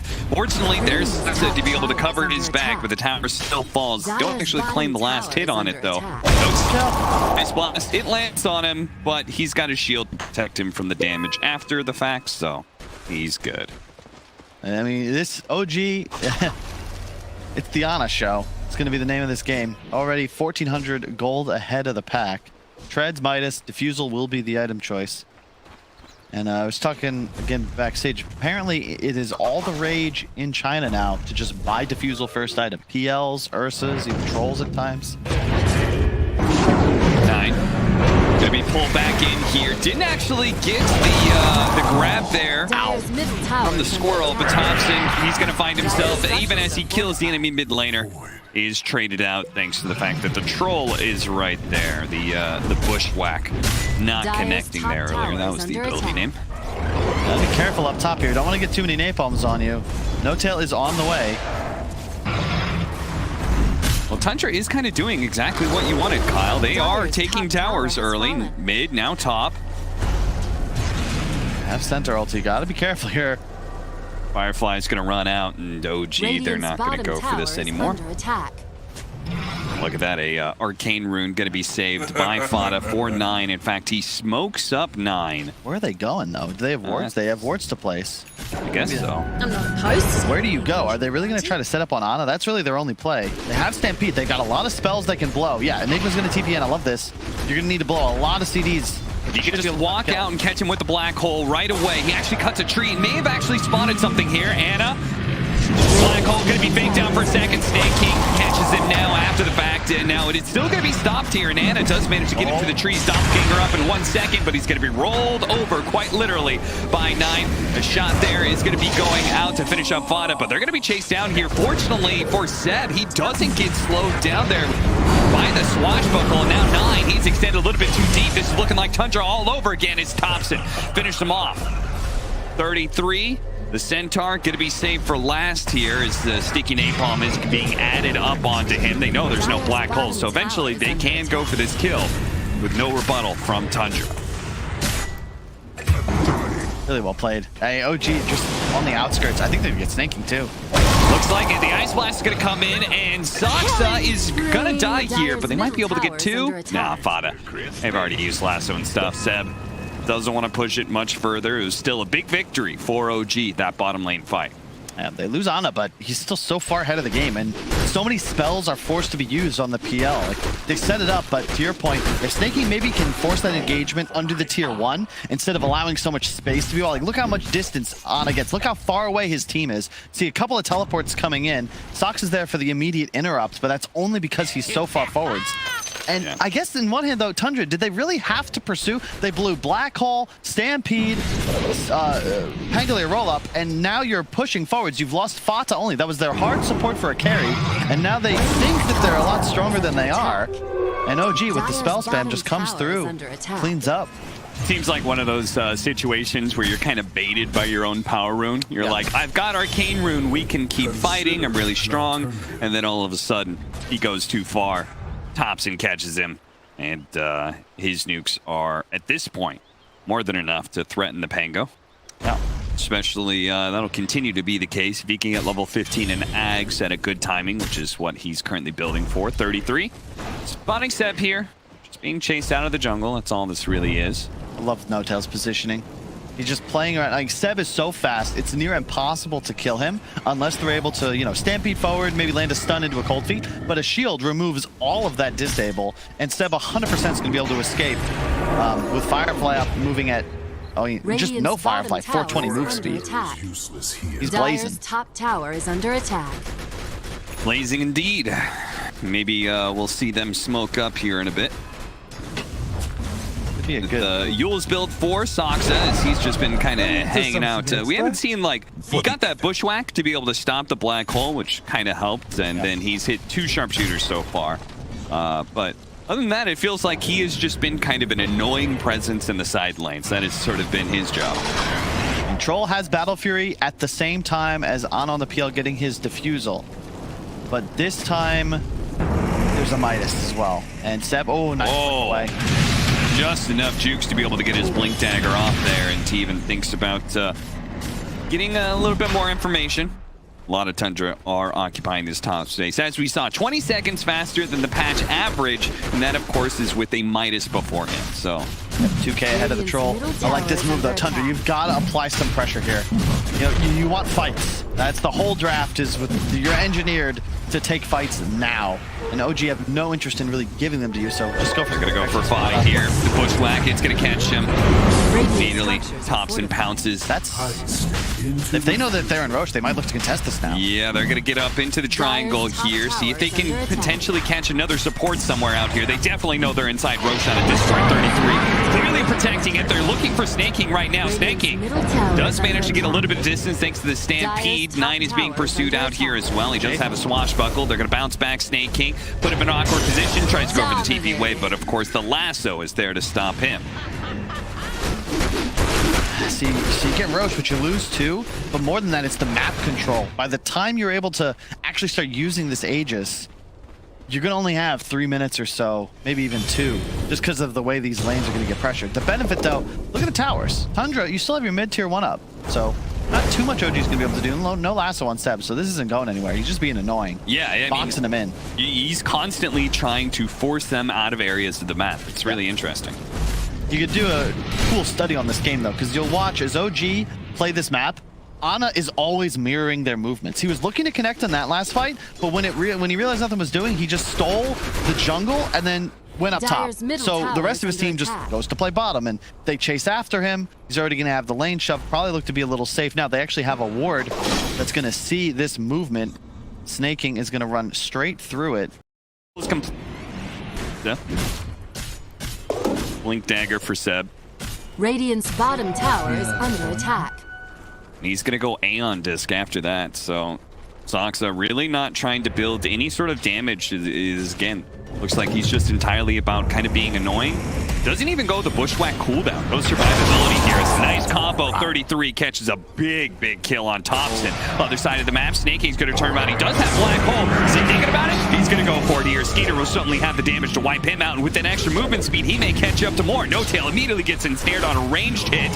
And do lose Fada in the meantime, though. Anna does find an opening here. As Fada is always going to have to be careful with that. Ancient Apparition is easy food for a Phantom Lancer. Yeah, I think that's really why OG just feel comfortable picking this even as early as they did. They see the AA once again. There's just nothing you can do to a Phantom Lancer. Yeah. Cold Feet dispelled by the Doppel, but more importantly, the illusions just kill you. You get diffuseled, you are dead. But I like that decision from Tundra to commit the ults. You have to kill the bat. If he lives there and OG have time to connect, the lasso is almost certainly going to find a kill on you first. So just blow the spells. But man, Ana's net worth advantage continues to grow. It was 1,000 when he got the Midas, 2,000 recently, and now up to 3. Yeah, if it wasn't for his net worth, like, Tundra would actually be pretty far ahead. Yeah. And look at all their other cores. They're super far up. Can they catch him? Soxa away to the trees, but no. Yule Scepter up for a second. He's got Bushwhack, but he comes back down. He actually goes to the trees. Bushwhacks too. And TP's out. They try and catch him out with a courier. A sneaky little play, but of course he's long gone.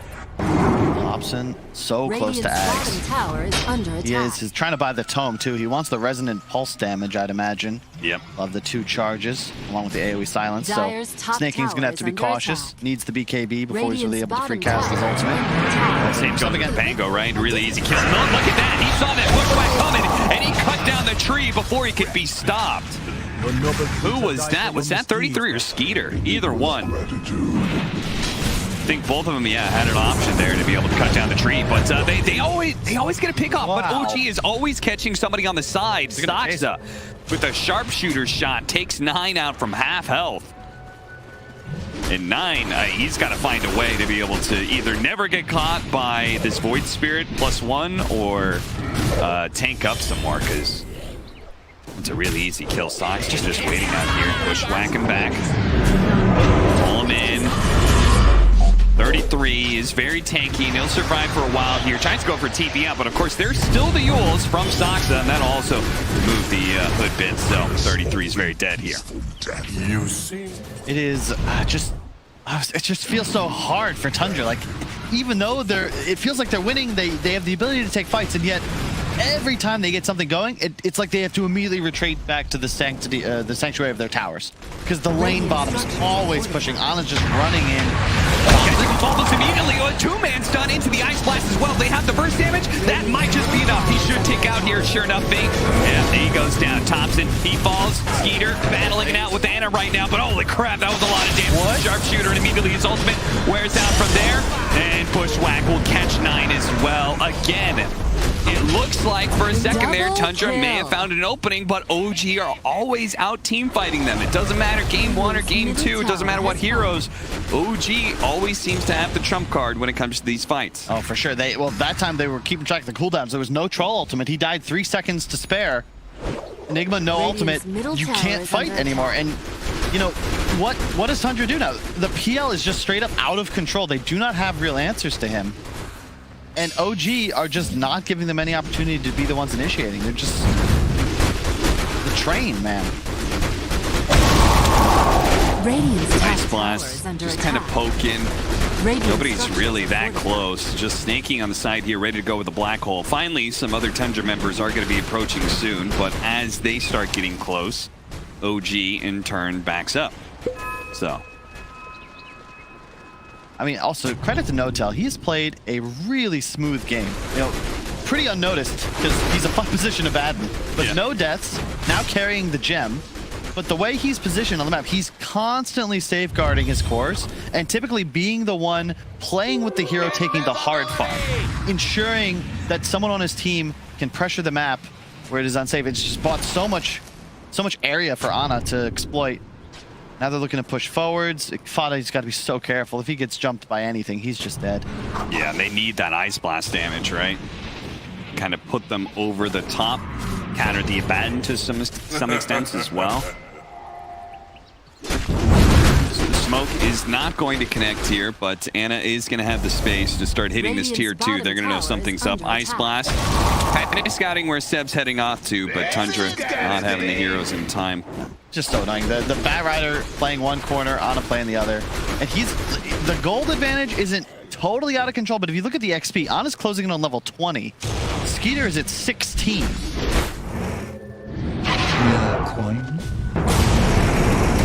Jumping forward, managed to find Soxa here. They're gonna blow at least the Rolling Thunder to catch him, and maybe No Tail as well. Actually, No Tail, he's gonna bounce back and catch him a second time. They're gonna leave him to die. The gem will be going to Tundra. So that's a pretty important pickup, and they might be able to find a little bit more here. There's a courier coming in. Maybe they can kill some wards as well. They just de-warded a whole bunch of the area too. AA also really effectively able to check those high grounds. I hope they get the wards that were placed. He's got them now on high ground and that cool lane ward middle. Yeah, they're a little bit deeper than maybe they're expected to look for. They're gonna smoke up here and see if they can catch up to Thompson. Thompson, he's gonna be caught. Malefice is just a second stun that allows 33 to be able to get in there and hit the stomp. Really well played. Look at OG still positioning. They're saying like they want. I noticed that about OG. They always position where it's like, oh, they got a pick off, or they got, you know, maybe they want to fight or something. But if they get sloppy on positioning, we can still get something here. Yep. It is very tough to walk away with free kills against OG. They're always going to look to punish somewhere. Tundra very much still in the game, but you certainly have PL problems. Like I'm looking at Ana. He's got a heart completed in a moment. Then it's going to be the shard, and then things start to get really out of control, because then all of a sudden, Fada, you can't even be in lance range, and you just die to like this super illusion doing 40% bonus damage. Yeah, and long drawn out fights will start playing against you, right? Where he's just constantly throwing lance after lance. You're getting burned out of all your mana. Oh, Seb. Hey, Fada, speaking of him, is saying he needs to find the right positioning. Well, Seb found the back line, so that clearly wasn't the right positioning.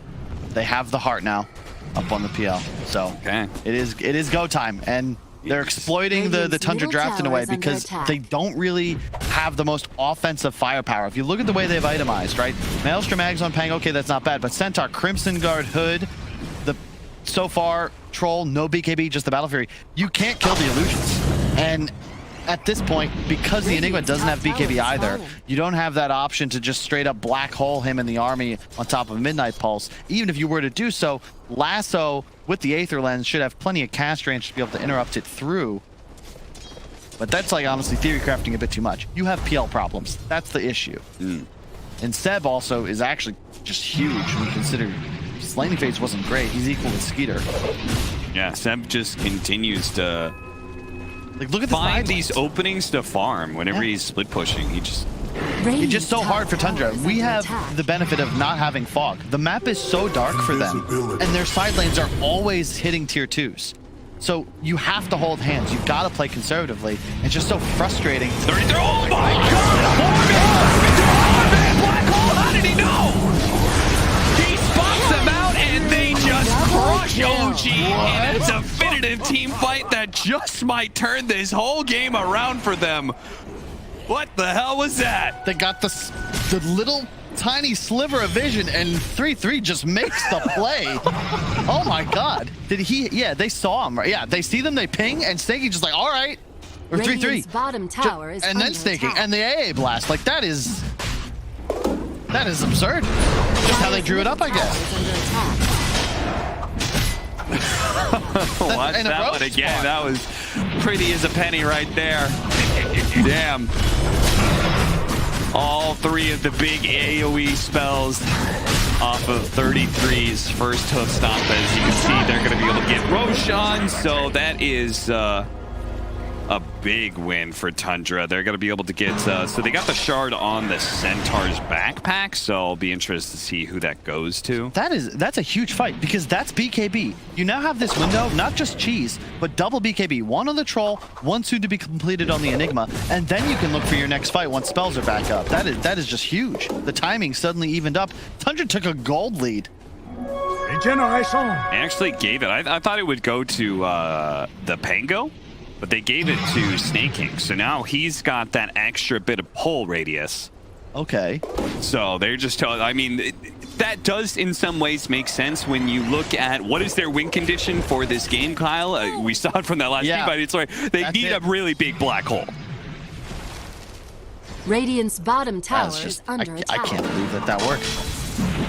I mean, I guess a four-man stun typically leads to good things, but that shouldn't happen. You know, OG just caught them sleeping a little bit when they didn't have vision. Oh, they're TPing in one by one into this one. Ice Blast coming in on the side here. Nine's going to help out, but he's immediately been lassoed. Malphus, see if they can get him out of this one in time. Nine surviving. He's got the cheese as well. He actually pops it early. Anna's going to be run down. No tail. He's going to be next. It's a perfectly fine fight for Tundra as they weigh it. Even though they didn't have like black hole or anything, they just said we're strong enough to be able to take this, and they're right. He's learned his lesson. I'm not even going to engage. I just want to hit my Ice Blast. Once he lands it onto Ana, that's all heart regen. That just disappears. He has 70 HPS on this PL. Nothing when affected by Shatter. In addition, the Midnight Pulse. He can't really even walk through it. It's like 300 damage a tick, and that's pure. And they know what the real one is, right? Yeah. Another like little side benefit to the Ice Blast. You doppelgangers, but hey, there's a frosty boy right there. Now they're going to get Shivas for the Pangos. So before, when we were talking about, okay, there is a bit of a damage problem when you just say like, okay, this Troll, but if this Pango does get Shivas, if they keep on landing this Ice Blast, and now that the Troll has his BKB, he can start going back again for damage. Oh, just shy. Cannot believe that Zuxa did not get his little squirrely tail caught there. Skater does have Aegis and BKB, so OG got to be very careful on how they approach this fight. Seb, he's playing around with the flame breaks, burning away at him constantly, adding up the sticky napalm. Look at how long it's lasting. He's got another one coming in. He's actually going to burn down. He's going to pop his ultimate and try and stay alive here, and he's going to be pulled in deep right onto No Tail. Immediately pops his ultimate. The old steps are going up in the air. Skeeter only having healed for a little bit. Here comes Nine. They've got some reinforcements now, and Skeeter is still going to find himself possibly losing the Aegis, especially if they lose Nine here. A black hole going out. They'll catch it. They're with the Ice Blast over the top. That is going to be the core OG Sep even getting pulled back in. He goes for the lasso and sure grabs the Enigma, but the damage is already done. OG have lost the fight. I think they might have lost the game, Cap. Seb, he was trying to make the play. He's the only one that can interrupt the black hole, but really nice blinking from Snaking. Positions it in between him and the bat. There's no way to cancel it. And as you're in Midnight Pulses on it, you get AA blasted, you're 100% dead, done for. And Tundra, like, they just won the game. Yep. I mean, you can't win that many decisive fights and still keep the game alive, really. Like, maybe they won't have to GG out entirely, but they're certainly going to be losing a lane of barracks. They're going to be down a large amount in net worth. So OG, true to OG style, they're not going to call GG or anything, but it is going to be a very tough climb back.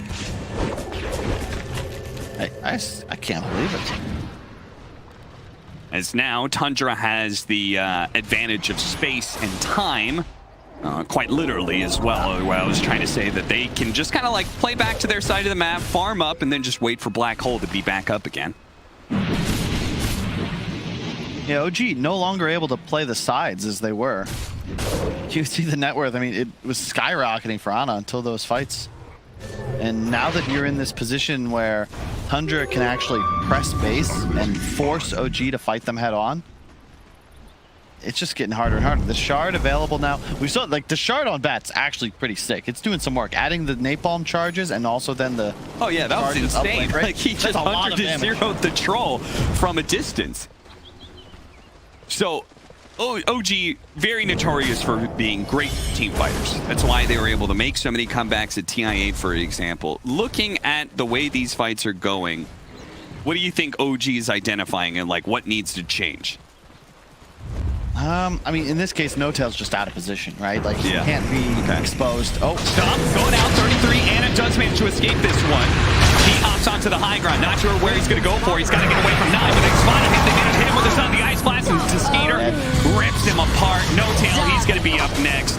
And now it's just a free-for-all. Grabbing whoever they can. Saksa on the run here. Tries to TP way inside of the trees. No such luck. The disc only delays the inevitable as he will be dying in the forest he loves so much. Even Thompson is being chased here as they still have Black Hole. Snake King telling Thompson he's not going to have anything for free here. Throws it out. Thompson is still going to be found. He'll stop just in time from 33, and they are going to throw down that Black Hole. They say it's worth it to be able to kill Thompson here. Another dissimulate, jumps over to the side, but the actual step, even if he got it off, would only take him so far here. Tundra, they are on the march to the Dire base. They get the team wipe the hard way. And OG, notorious, they do not GG out, but it is looking grimmer and grimmer by the moment. Tundra just straight up the one four-man stun. Like, that just turned this entire game. Since then, they got Roche. They've taken every single team fight since. And now it's 4 cores against 1.5. Because Ana, like, they just have a Gatling gun. They're waiting. They see the PL. They aim everything. He can't survive. He catches any disable. The AA blast comes in. To your point, they know exactly which one's real. And he's done for. So okay, so if OG, they have any chance of being able to turn this game around, they gotta make it so Anna's not the first one in these team fights anymore. Yep. They need a lasso. What it feels like, right? They need to be the ones initiating. They have to somehow find the kill. It's just easier said than done. And if they do lasso someone, that means that the Snaking ultimate is uncounterable. They have absolutely nothing to stop it. Yeah. And then things are spooky because, well, if AA is still alive, like Enigma ulti plus AA blast is enough to do a whole bunch of work. Well, you say if AA is still alive, that's looking more and more likely now that he's got an Aeon disc on his side. That's very helpful. Don't want to forget the Octarine core that pops up on the screen there from the Enigma as well. He's also going to be going an Aeon disc. Tundra really just itemizing to make sure their more key team fight supports here are just not going to be bursted down if they're caught out of position. Yeah, you can see the line drawn. They know Sox is up in the trees, trying to find him.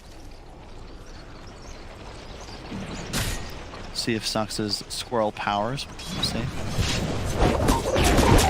I don't like about this hero, that right there. what, casting and farming? Casting 2 spells and not being able to kill a creep wave. It's unfair. It's super. Yeah, it's super creep. So I'm just telling you that is a constant problem for that hero. You max out both of those abilities, and you're left getting 2 creeps out of every creep wave or something. You know, it's just. That's not Radiant's It bottom feels a little tower rough. is under attack. Radiant structures are fortified. See, Roshan's up in 3 seconds. That'll be Tundra's next move. Look at Anything? Plan it out Radiant's here. bottom tower is under Someone's attack. going to defend, right? Certainly hope so, but no, Tundra going to play it safe. They say, oh, you can have the tier 2. We don't really give a crap. Because there's Roshan up. That's an Aghanim Scepter for free, plus Aegis Cheese. Yeah. Ags for the troll, I would imagine. Maybe the Centaur. Roshan has fallen. Maybe the Enigma. I mean, a lot of good ones, actually. Radiant's bottom tower is under attack. Yeah, they give it to Troll. Yeah, okay. He'll have the Dispel, both offensive and defensive now. Really value. You saw how much work the Bat Rider Shard was doing to him. It'll no longer be a factor. 33, just shy. Fada does get caught here. He's got the Aeon Disc to try and get him away, but he's immediately going to be Yule Sceptered up. They're going to try and poke at him like they did before. The illusion's rolling through. Speaking of rolling, 33. They somehow found Thompson a little bit farther below. Fada does die, but the fact that he got Thompson forgives that entirely. See, that's how you're going to have to win a fight if you're OG. You know, deal with the AA. Even if there's no lasso there, the Aeon Disc is certainly a problem, but the PL illusions just make short work of him. It's just tough, like Tundra, they're just running in. Looking to be able to catch somebody here. 9 doesn't catch Seb before back.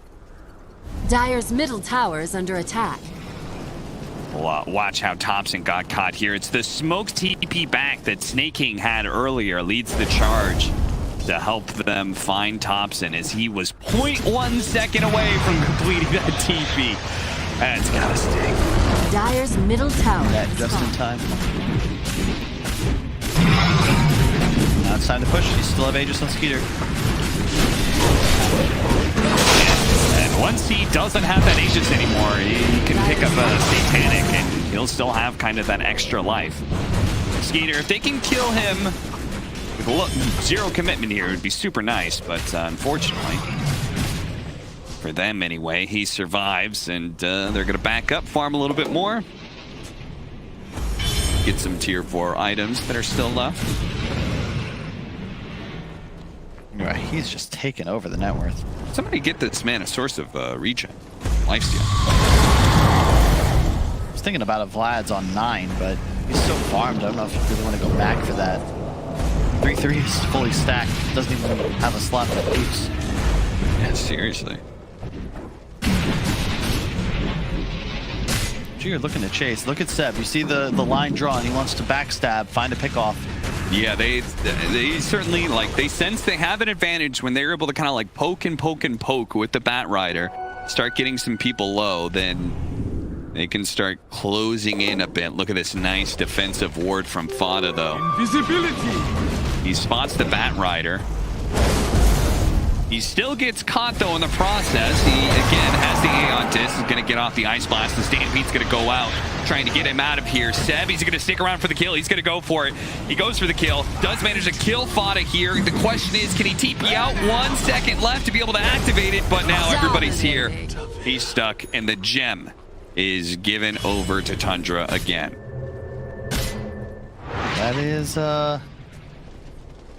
That is the second gem, too. That's most unfortunate. Yeah, I was wondering if they had passed it to Fada, but no, 3-3's been holding it all game. So, OG, you know, the early gem has been something that's a hallmark of their squad for some time. It's why they love that so much, but without gem, you just don't have the ability to obtain map control like they need to. Without a vision advantage, you just simply can't find pickoffs. See if everybody gets out here. No Tail trying to protect himself. Sox does good. 9 really thinks he can catch somebody here. Tries to blink in. Doesn't immediately hit anybody.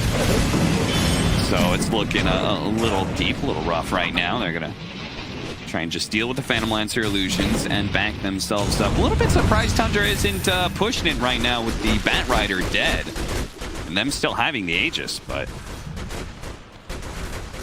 With no AA, I actually think it's a pretty even trade. Yeah. Because that's how you're really able to kill the Phantom Lancer, just to find out which one's actually real.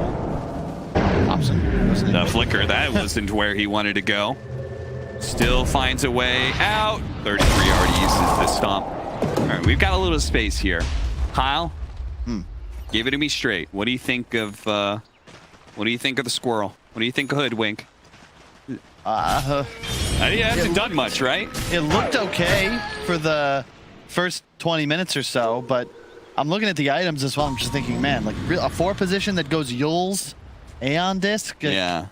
If you can't live running through trees, it's a pretty just tough game in general. I think the lack of ore items is kind of hurting. I mean, I have no idea, honestly. I have never played Hoodwink in my life. I've seen it played as a core quite often. As a 4 position, it's just cute.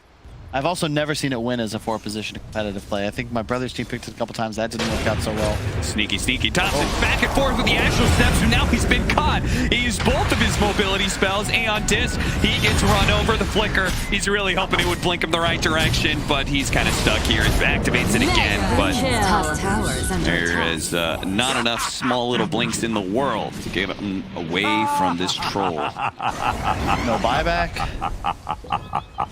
You're at a point now as Tundra. You can chill and relax, but at some point you got to think, hey guys, we're pretty strong. We can go push. Yeah. Like they have everything they could possibly need on their Enigma, with the exception of maybe a BOTs, which is what they queued up next. Seb with the smoke here.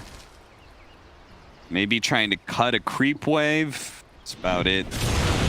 All he can really do here. Anna can deal with the incoming creep wave thanks to the Spirit Lance and the Shard. So they will stall Tundra here. There's no other creeps coming in anytime soon. 33 immediately tries to jump in.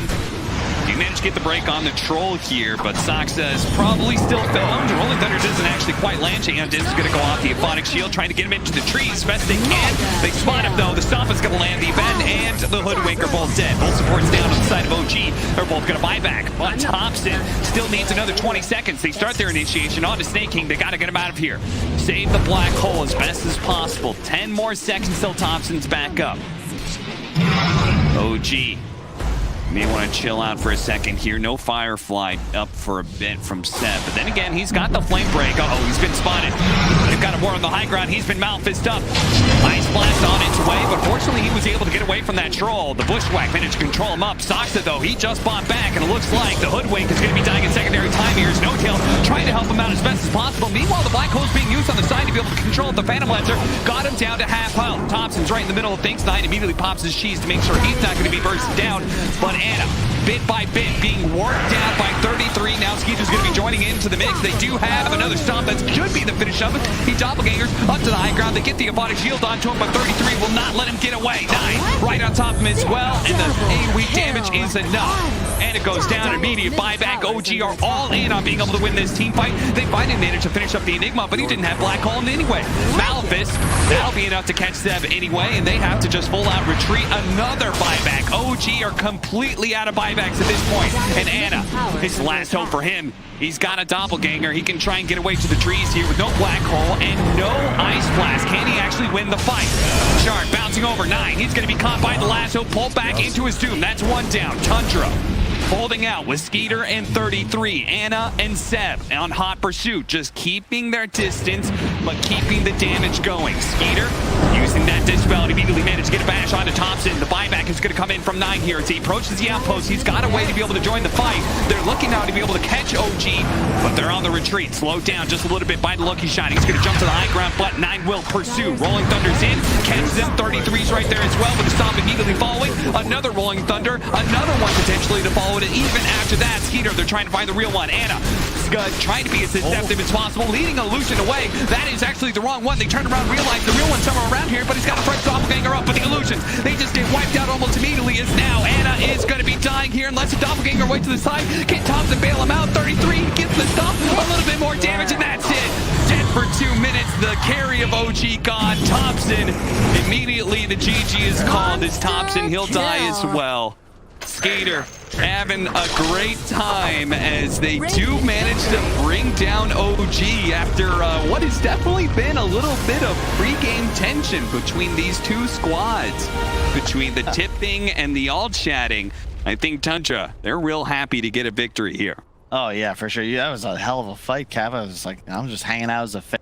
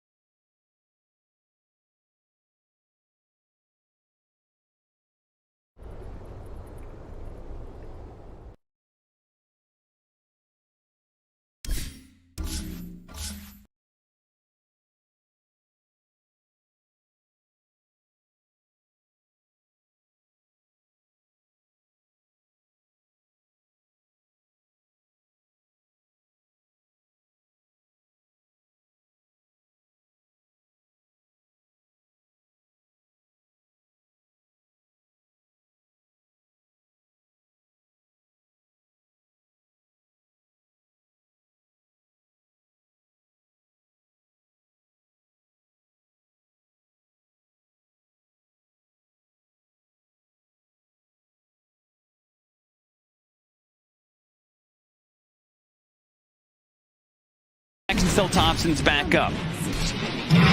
OG may want to chill out for a second here. No Firefly up for a...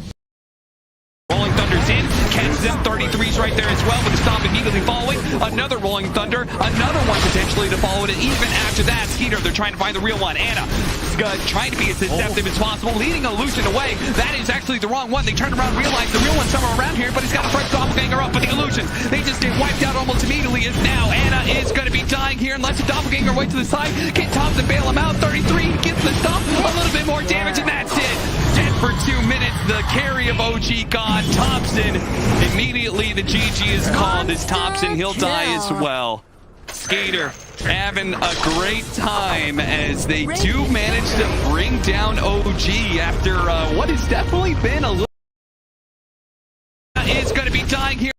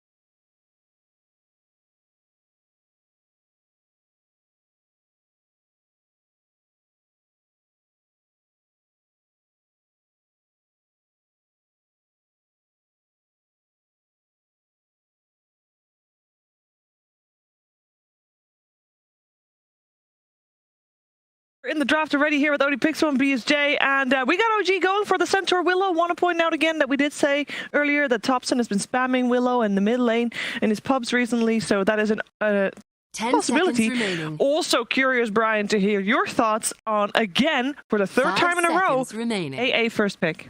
What are they seeing that we are not? I mean, I think. Well, I was going to say I'll let Brian say it, but I think Brian said in game one. I think he's right. They're stopping the eye and the morph and that sort of stuff, right? Yeah, it's just meant to be it covers so many bases. There's like a lot of heroes that can win the draft for you, and by picking AA, you're just not going to pick any of these heroes. So it's maybe simplicity.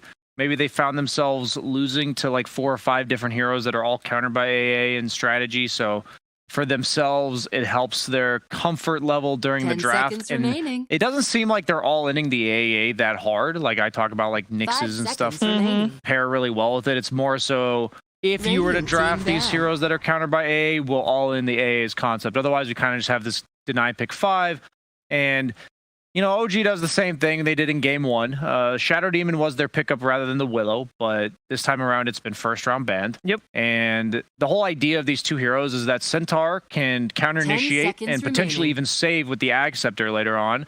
And Willow also breaks combos, and that's all AA is about. So in case anyone just showed up or probably had me muted the first time around, that is what they're doing here. All right, fair enough.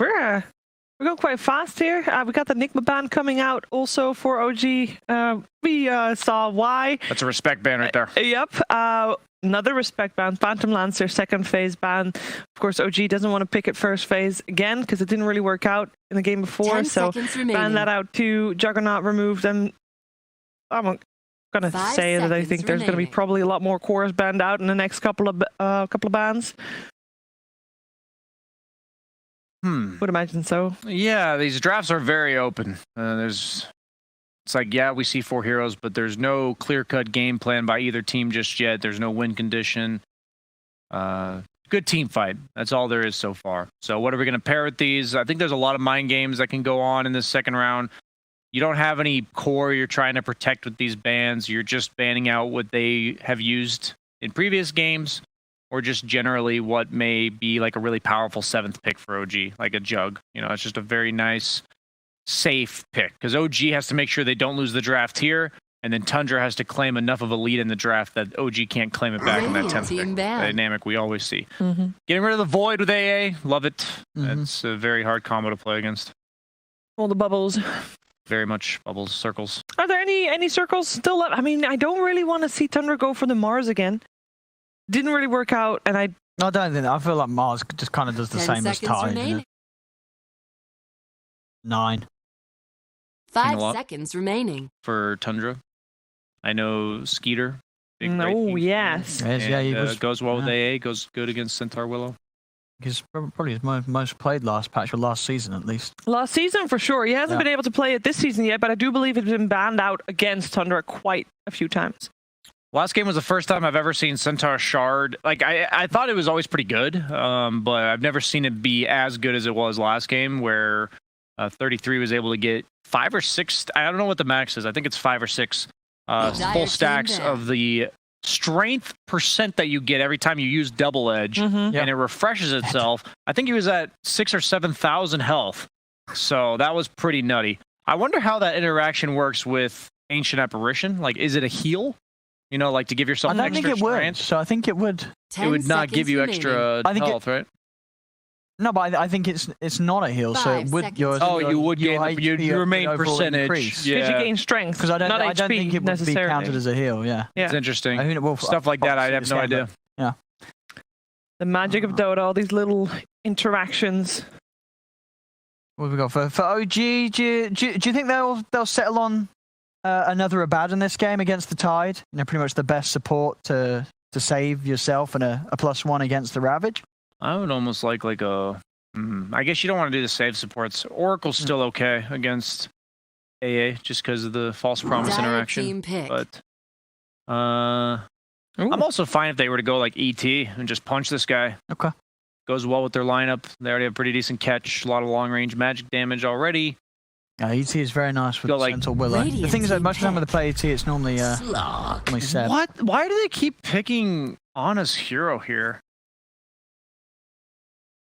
You know what, man? I respect it because I'm here and thinking. You don't sound like it, bro. No, when I'm saying when I say respect. Why do they keep picking out? When I say I respect it, it's like PL's a hero I don't think you should be able to 2-3 and get away with. I mean, Slark against AA, man.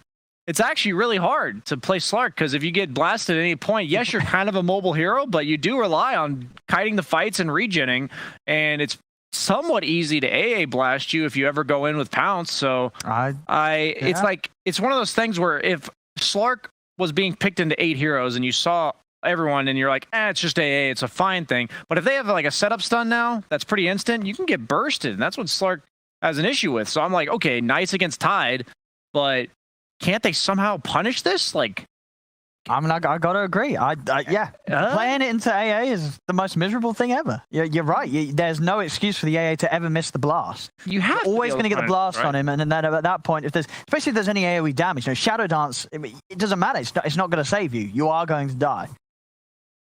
Yeah, we of course have seen Snaking play Lion quite a few times. We saw it banned out previous game or the game before that against him. Still cool this time. Yeah, Line Tide definitely a classic for sure. Lina? They're kicking in heavily into their bonus time though. Lina's still in the pool. That'd be more lane centric. Shadow Shaman, I think, is reasonable with Tide. Similar idea to Lion. It's like not quite as good at the disable front, but you don't have any tower push from the other 2 heroes. Yeah. Dire team pick. And they'll go for the Leshrac. Oh, I love it. Against the Slark, it's just so annoying. It's AoE damage. You're trying to go in on this Lesh. Magic comes out. They'll get one of the saving heroes. You have to pick Oracle here. You actually have to. Otherwise, Slark's just going to die. Yeah. To Lesh AA, you can't enter without Oracle. So, is it enough to like enable Slark? I'm about to find out. Part of me wants them to lose because I'm just like, you can't third pick Slark into an AA and one of the first 2 heroes. No, it looks hard. It looks really tough. Tundra definitely so far with the draft advantage. Even though they lost game 2, like I feel like OG still had all the tools they needed to win game 2, despite picking PL second. So it's like I'm impressed by their ability to early pick what I would consider situational carries that you can't just pick into anything. So Lifestealer isn't the best versus Slark, but you don't want to all-in counter the Slark. You know, like you want something that is only going to have its own good game. And as of now, OG legit has no damage to kill Lifestealer with until Slark gets like 20, 30 stacks up. But because you have AA Lesh, you're probably banking on the idea that the fight isn't going to last long enough. Yeah, and I love seeing Lifestealer with these sort of other cores like Lesh. You know, these heroes, Lesh, he needs everything to be able to save him. If they all in on the Lesh, Lifestealer's going to help out. He jumps in, that extra bit of a boost can make all the difference in these team fights when, OG's trying to kill this Lesh whilst, the Slark is protected, whilst he's false promised. And certainly if the Lesh is able to live long enough, the Lesh will clean up these fights pre-BKB on these cores. Can you cookie people out of pounds? No. It used to work, but you cannot do it anymore. It like cookies you, but you like jump up and stand. Yeah. 5 seconds remaining. I still think they need a stun though on Tundra. Like, great, you have Split Earth and Ravage, but any hero that goes first. I don't even say you need a stun. You need a hero that goes first. I mean, in that case, it was the first game that Tundra played this season with Snaking. He played a Spirit Breaker. It wasn't great. It'll go first. But he will do the thing that you say. I think it has to be, ideally, it has to be a hero that can get the Slark off of him. That's why Clock would be okay. Or a ranged hero. Like, you don't want, if you pick Spirit Breaker tied into Slark, you're just going to get Orb of Venom clicked and just lose the lane really hard. Team pick. So they go like Nyx and Clock can kind of defend themselves as opposed to a Spearbreaker.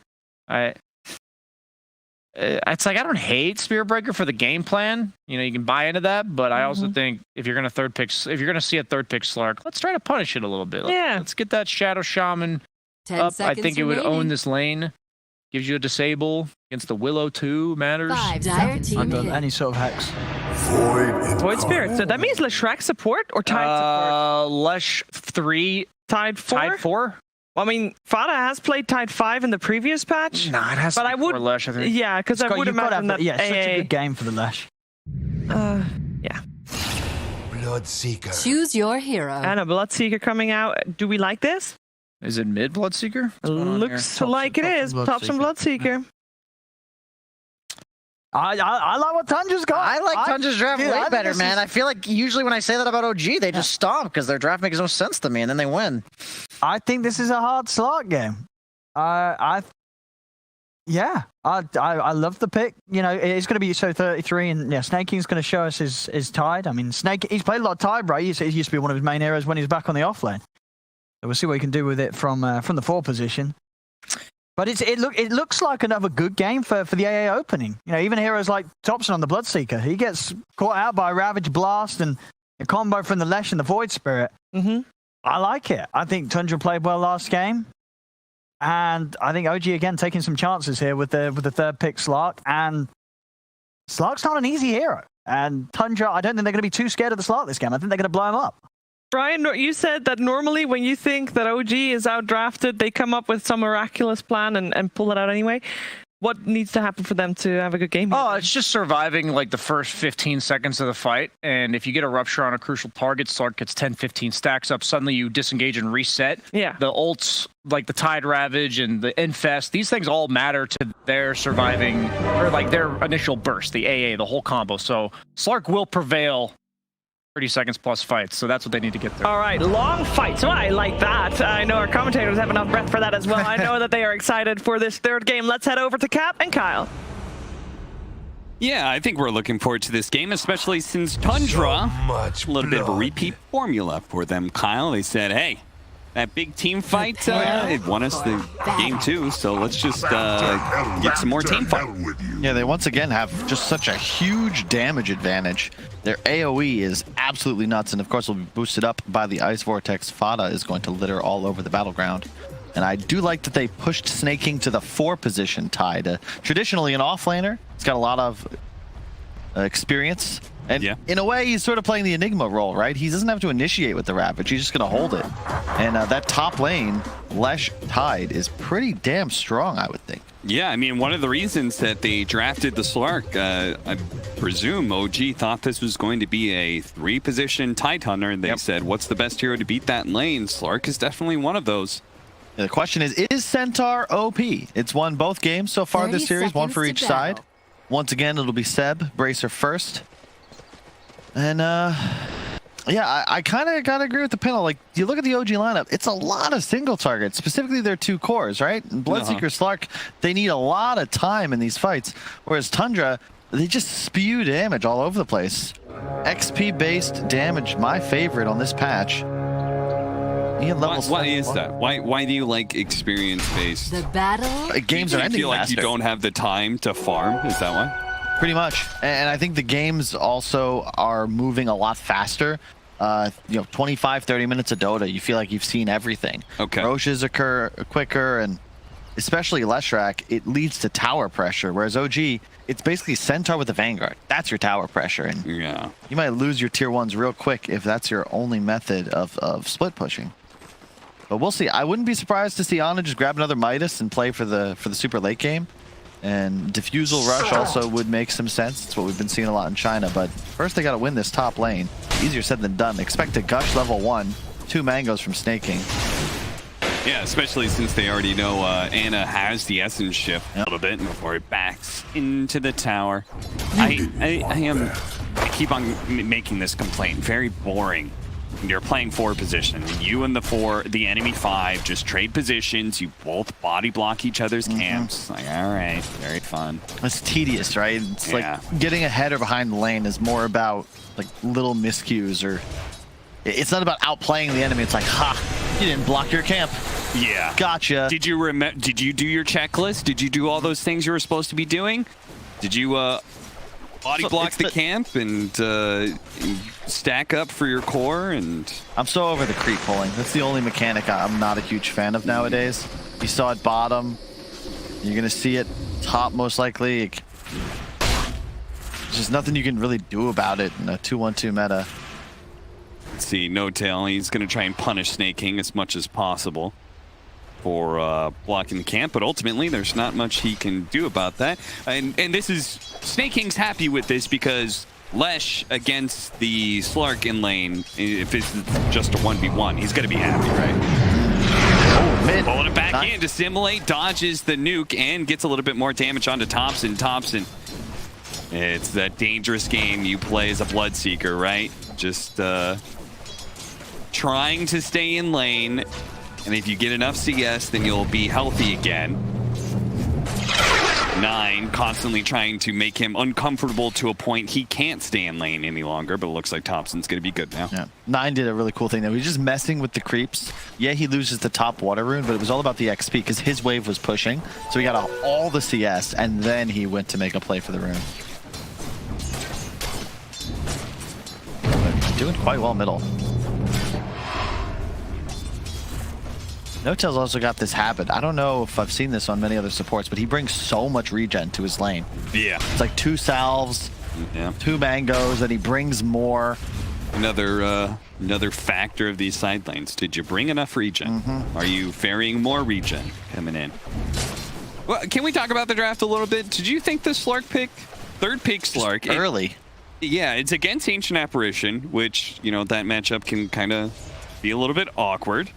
And then it's up against a Tidehunter that turns out it's not a core. I think the hero matchups are less impactful than the position that was picked. And oh my, what? Thompson! That shouldn't happen. Yeah, getting the outplay in the mid lane. Hopefully we'll be able to get a glimpse into what happened there. And it looks like, oh, Snake King, you missed one of those pulls. You didn't block it every time. The new OG, they're all focused on Ana, and to pick his hero when you then give Tundra 3 follow-ups, that's a bit awkward to me. Yeah. Like, his landing phase is not going very well, only 14-2. And do you feel like this Bloodseeker last pick isn't such a gotcha pick that it'll kind of rectify the draft? Not really. Not really? It's all right. Yeah. But I traditionally love playing Lifestealer against Bloodseeker. You just infest if you get ruptured. No big deal. Rage to safety. Same thing. If somebody else gets ruptured, right? You could just jump inside them. They'll stand still and be tanky as a result. Another hero that doesn't really love playing against AA either. We'll see how it plays out. I like the double null as well onto the Leshrac. Super value, especially side lane. A little bit extra stat. Increased spell amp. Always value. No blood for you. Mid lane, Rupture on a 9. He's in trouble. Yeah, he doesn't have Dissimulate, so he's done. Thompson's going to claim a second kill here. Maybe it's individual performance that'll let this Bloodseeker look really nice. 2 kills up already over 9. Yeah. Thompson's feeling himself. He picked Void Spirit into Bloodseeker, right? Yeah. I'll be honest, I was thinking about the ramifications of this game. I wasn't paying attention to the end of the draft.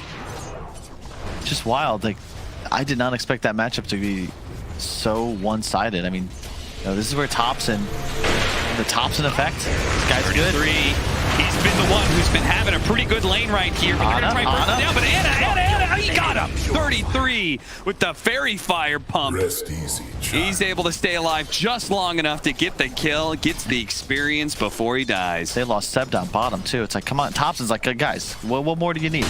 I'm free farming here, doing what I can. Yeah, chill out, guys. The blade I've got to rupture up. I can gank soon. Radiant's middle Speaking of, tower do you think he's gonna? Gold for me. Would you use this rupture? Do you want to try and pressure 9 more, or do you want to help the side lanes? I always find it one of those interesting philosophies, you know. Do you continue to keep someone out of the game, or do you try and help your allies and make their game better? I think you deal with the Void Spirit as much as possible. You can't really go for the Lifestealer. If he hits 6 before you get there, that's just a wasted gank. Top lane, sure, you might be able to stop the Lesh, but I'd actually be concerned that 3-3, he hits 6 and then turns it around on you. You need the blade now before you can really get to active 9. 9 rotates over. They do manage to hit the Stomp first. That'll slow down the damage a little bit. No tails here. This makes things really awkward, especially now that Thompson, he throws out the Rupture. 9 will manage to get out of the Blood Right, but 9 is going to be left behind here as Skeeter runs and runs and runs away. And now OG, they're feeling themselves a little bit. Seb, definitely still a little salty over the pause spam, ensuring he tips offensively. A little bit of all chat to boot. Yeah, I mean, he was the one getting tipped last game during those pregame pauses, and he said, do it more. I'm beginning to like it. Dire's structures are fortified. Yeah, you know. Now he's doling it out himself. Now is the Vanguard, feeling good. Thompson is just owning this game. If he wasn't crushing mid so hard, this would be a lot more Tundra favored. But as it stands, looking okay, and he's running top. They're gonna have to back off here. They see him on the ward. No rupture. No rupture, and they've already retreated back enough. So Thompson will just spend a little bit of time hitting neutral creeps, giving Saksa the mid lane experience, so he can get 6 a little bit sooner, which obviously is value for Thompson anyway, because then they can do the rupture into terrorize combo. Tower is under attack. Look at that. What is even happening here? I don't really know, but Skeeter seems intent on trying to punish Seb, and Seb's like, I don't know what you're doing, but I'm definitely not dying right now. So annoying to play against the center. He's just constantly pulling creep waves.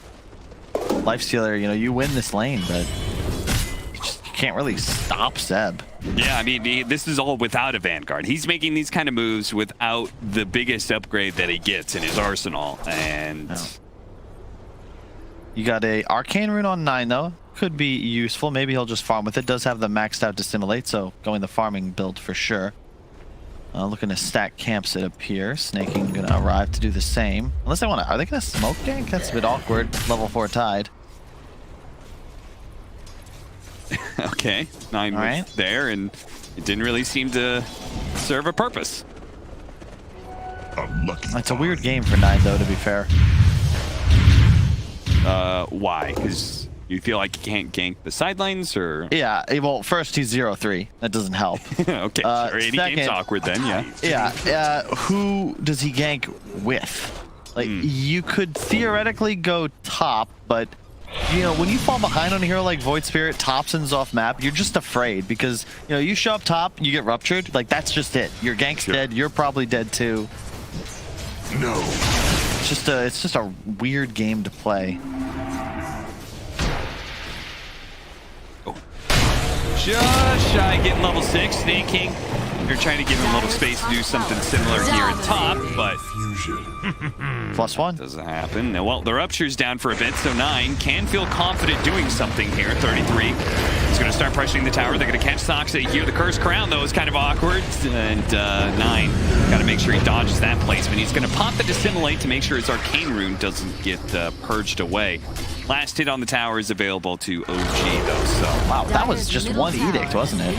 That was crazy. Leshrac, man, this hero is so good. I actually don't think there's ever a bad game to first to it. Just because of the max edict. Like, there's a level 7 Lesh who does basically a full Death Prophet exorcism worth of damage, but in 1/3 the time. And is part of your reasoning on that just because it also has draft versatility? Oh, yeah. Where it could be mid and off lane? 1, 2, 3, 4, 5. It could be literally anywhere. And it's always good. You got stun, you got tower push, decent laner. What's not to love? Ana moving. This cast he's alone. does not endorse 5 Leshrac, please. Blocking out Ana. Trying to get away with the Shadow Dance, and with no more jumps from the Void Spirit, he's certainly not going to be able to get that top lane. They're going to go for Snaking. Snaking does have the Ravage if he wants to pop it, but I think he's accepting his death here and holding on to his cooldown. He's saying there's 4 heroes up here, guys. It's not that big of a deal. Thompson Dota strutting his stuff. 6K net worth and a blade mail. That is so annoying to deal with, specifically as 3-3 on the Leshrac, because he can just run in on top of you. Typically, you'd be able to stand still. Oh, they're going to catch him the brambles. It's on point. Now they're going to hit him with the rupture and just a blade mail. It's going to ensure his death here. They throw out the terrorize just in case, because Skeeter was actually getting quite close there to be able to get in range of the Infest. Now they're going to help and try and bring down Thompson, but I'm pretty sure Thompson is going to be okay here. Really nice job. The way Oracle healing works is it's all calculated, and then the sum occurs at the end. So as long as AA ult fades, then you will still heal.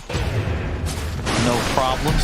So no, it's just gonna have to watch it. This is the Vanguard Centaur, and you can see a big difference. Everybody else's damage looks kind of meh, but Skeeter, thanks to him having that armlet, he was actually kind of chunking at the Centaur pretty decently. Oh yeah, maxed out dual frenzy too. Just a bunch of attack speed. Only level 2 feast, but still nearly 1% of max health percent damage.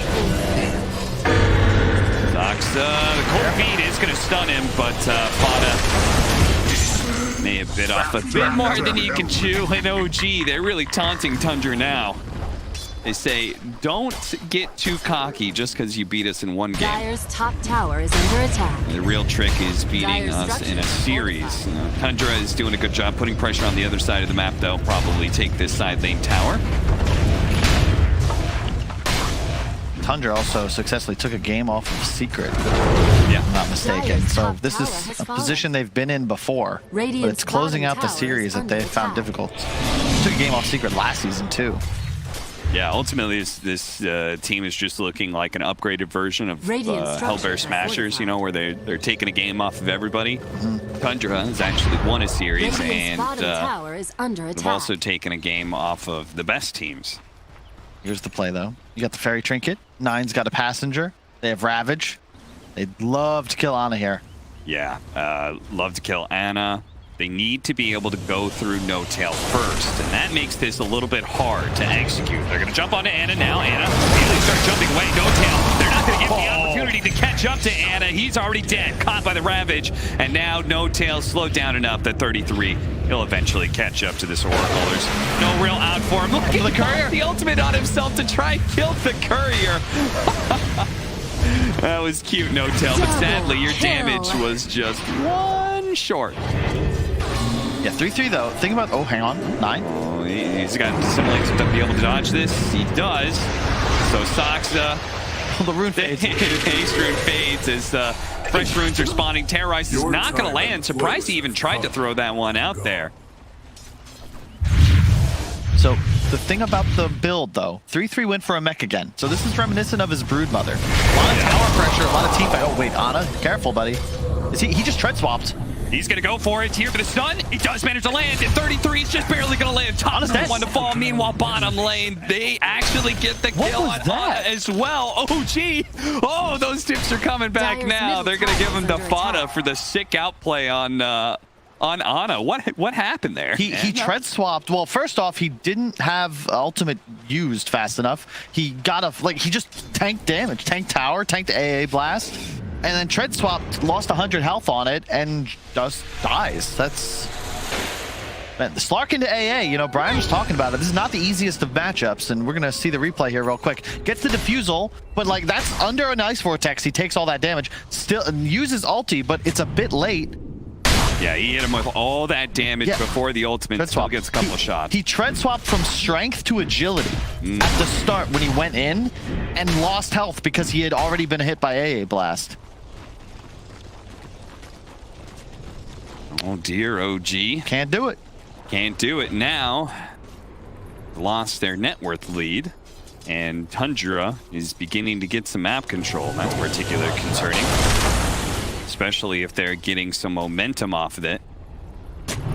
This Leshrac, who is already an answer to the Slark, is also amped up by the fact that he can be infested by a lifestealer. So even the Blade Mail from the Bloodseeker may not be an answer to this hero.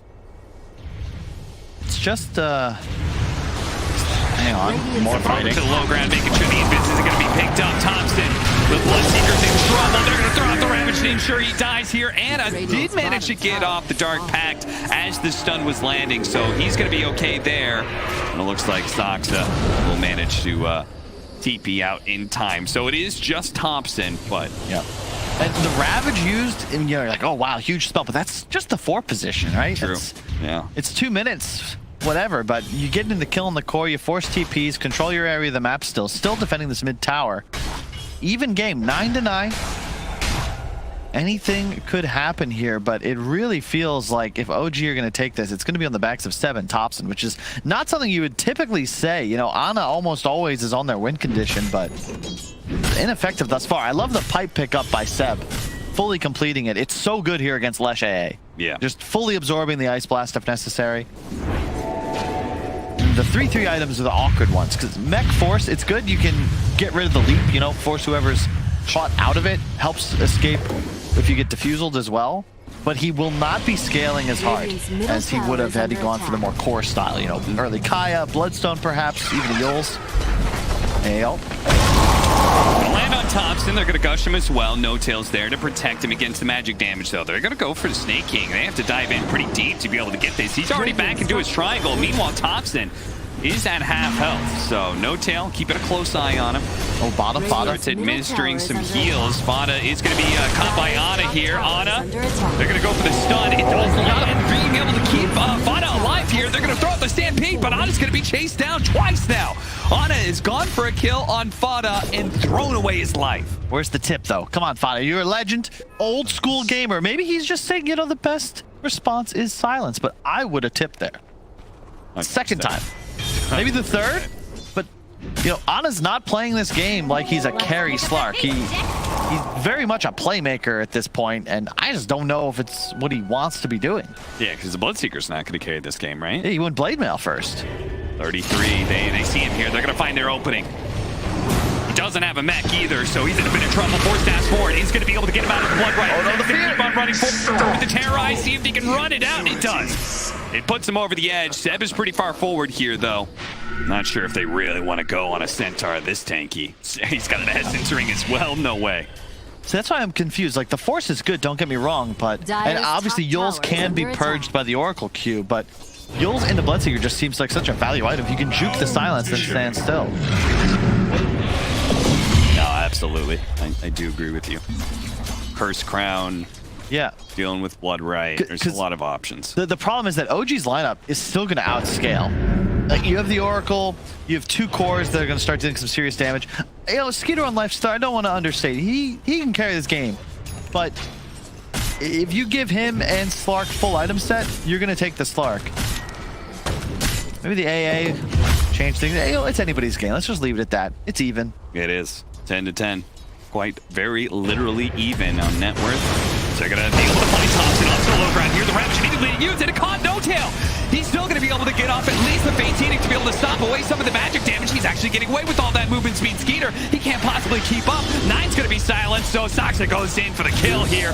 Last bit of damage. He TP's out. Extra style points for Soxa. His team managed to get away there. 33 in trouble. Anna looking to be able to chase him down. The bird damage bit by bit. Oh, No Tail. He finishes him off with the Purifying Flames. Now Snake King.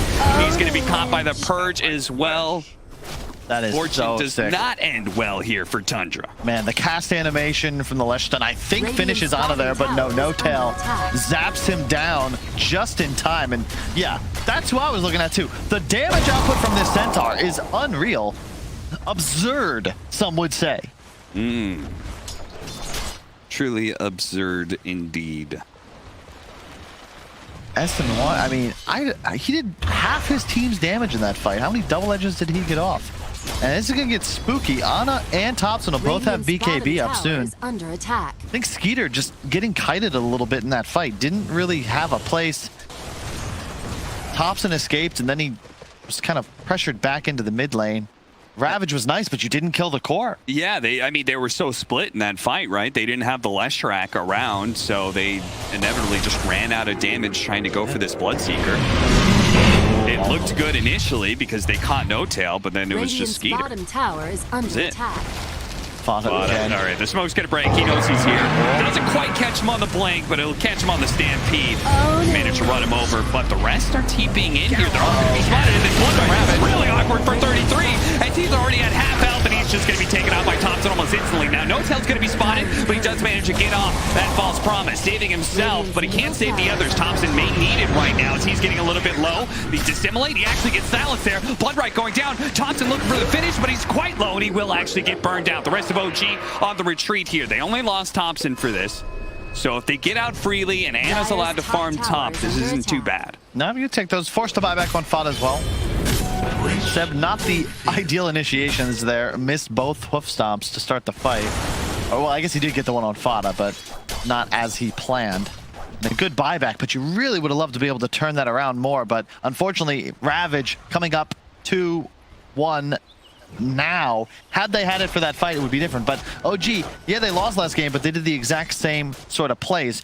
They have timers. You know they have timers, and they're only making these sorts of aggressive plays because they know they have that window. The next timer for OG, they've got, yeah, you've got Ravage back up, and now they've got the BKB on the Slark. That is going to make things very awkward because their biggest threat to this Slark is the Leshrac and the Void Spirit's AoE damage, all that magic damage. And that's my problem with 3. Like, look at 3-3's gold right now. Like, he was having such an insanely good game, but I almost feel like he sacrificed too much here. Like, it's not about how strong he is now. He's going to fall off this game. He's not a real core anymore. He's truly playing from as an offlaner, but I think that was kind of where 9 was looking after his rough laning phase. 3-3 had the opportunity to take more of a farm priority, but Smoke gets onto the high ground. It breaks. Can't go Anna and Snake King. The Fish Boys, they spot each other. No one makes a real move here. Tundra still playing into their triangle right now. OG looking for somebody out of position here. 9 immediately pops the Dissimulate as soon as his smoke breaks. He is not taking any chances being spotted, potentially caught by Stomp, Rupture. 9 thinking about it, but immediately the Fate's Edict's going out, so they know No Tail's right behind them. It's not worth trying to go for Anna here. The chance of them blowing him up, whether it's Dark Pack, BKB, or False Promise, it's so unlikely to 100-0 him. His team fight is actually very hard for Tundra, I feel like. oh yeah, they need to play near perfectly, and they have to get No Tail. That's why they're re-smoking. They're going to find this initiation. No Tail, he's going to be silenced immediately here. The Fate's Edict is going out. The Stampede trying to get him away. Now, OG, are they going to try and fight this for No Tail's life? Looks like they will. No Infest up. Skeeter stuck by this Rupture, and it's going to start beating on him. They do have the Rage. Terrorize being forced down time and time again. Skeeter trying to get out of the blood right now. He's going to be okay. The Centaur, they're going to start focusing on him. The Ice Blast does bring him down. OG playing the edges here. Anna now commits to the team fight. The Ravage going down, but doesn't actually stop Anna, but it does kill No Tail. The Terrorize beautifully placed. They do have nice brambles. Fuel Scepter's going to go off. Does he have Simulate 9? He's going to throw out a little bit of a stun onto Anna, but they're chasing, and Anna's building up that damage bit by bit. Thompson, he needs to be able to play in and out constantly, but Soxa doesn't have that luxury. It looks like Thompson's still going for it, but it looks like maybe he read it. He misread it again. He thought he could go for the kill on 9, but he's just about 100 damage short. And they just cannot touch Skeeter. The Deso armlet build, he was chunking Seb on the Centaur. The pipe we liked. The trouble is he has no armor. The Vanguard is not effective once you start getting chunked by a max Feast Lifestealer with Deso. He's hitting for like 250 a pop. Good initiation. They force the ultimate on No Tail. That's a kill if 9 lands his Q there. But I actually think it works out better for Tundra because it puts OG in a position where they feel confident taking a team fight. And Skeeter, you just can't go. He still has Rage. So, oh, you want to come click me? All right. The Fear play doesn't work. And now we've traded Rupture and Oracle ulti for effectively nothing. Snake King still holding the Ravage. I believe it's squandered. You see him pop it here. Look at that BKB timing. It's perfect. But Ana just doesn't do enough damage yet. And neither does Thompson. They're fast. They're quick. Go in and out. But you can't trade with Skeeter. Another buyback used by Tundra, and that to be ensuring that they do win the fight. And while they do win this one, it is slightly concerning when you say those words. Anna doesn't do enough yet. Yeah. But it is inevitable that he is going to start doing damage eventually. So I feel like Tundra in some ways does need to, like, I want them to start winning fights on OG's side of the map, you know? We'll see. Or do you disagree? You think they're good? They can just chill?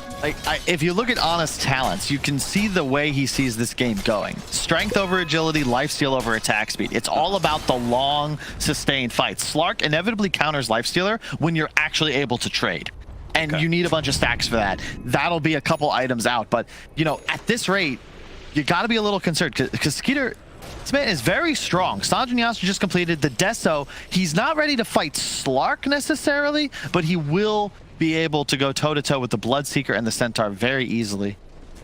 Love to see Willow a little more involved. It doesn't feel like we've seen a ton of impact from Soxa, but it's tough. He can't really approach the fight. If he catches a Ravage or even just is in range of the Leshrac, he straight up dies to magical AoE. Really especially since they're very reliant on that Terrorize. Thompson is going to be jumped on here. No Tail once again right behind him. That's why the Dissimulate went backwards. They're a little bit afraid of what's on the other side of this river. Skeeter immediately goes ahead and Rage's TP's out. He's going to be okay, but it does mean that Snake King is left behind here. The trap That's huge. That's the one hero with no buyback cap. No buyback here and he's gone for 70 seconds, so they've got a minute here to try and do Roche. And I believe they're gonna bring out. I mean, Paladin Sword for Ana might come out, but he's got a Nether Shawl. That's actually so sick this game. We were talking about it on the ride over.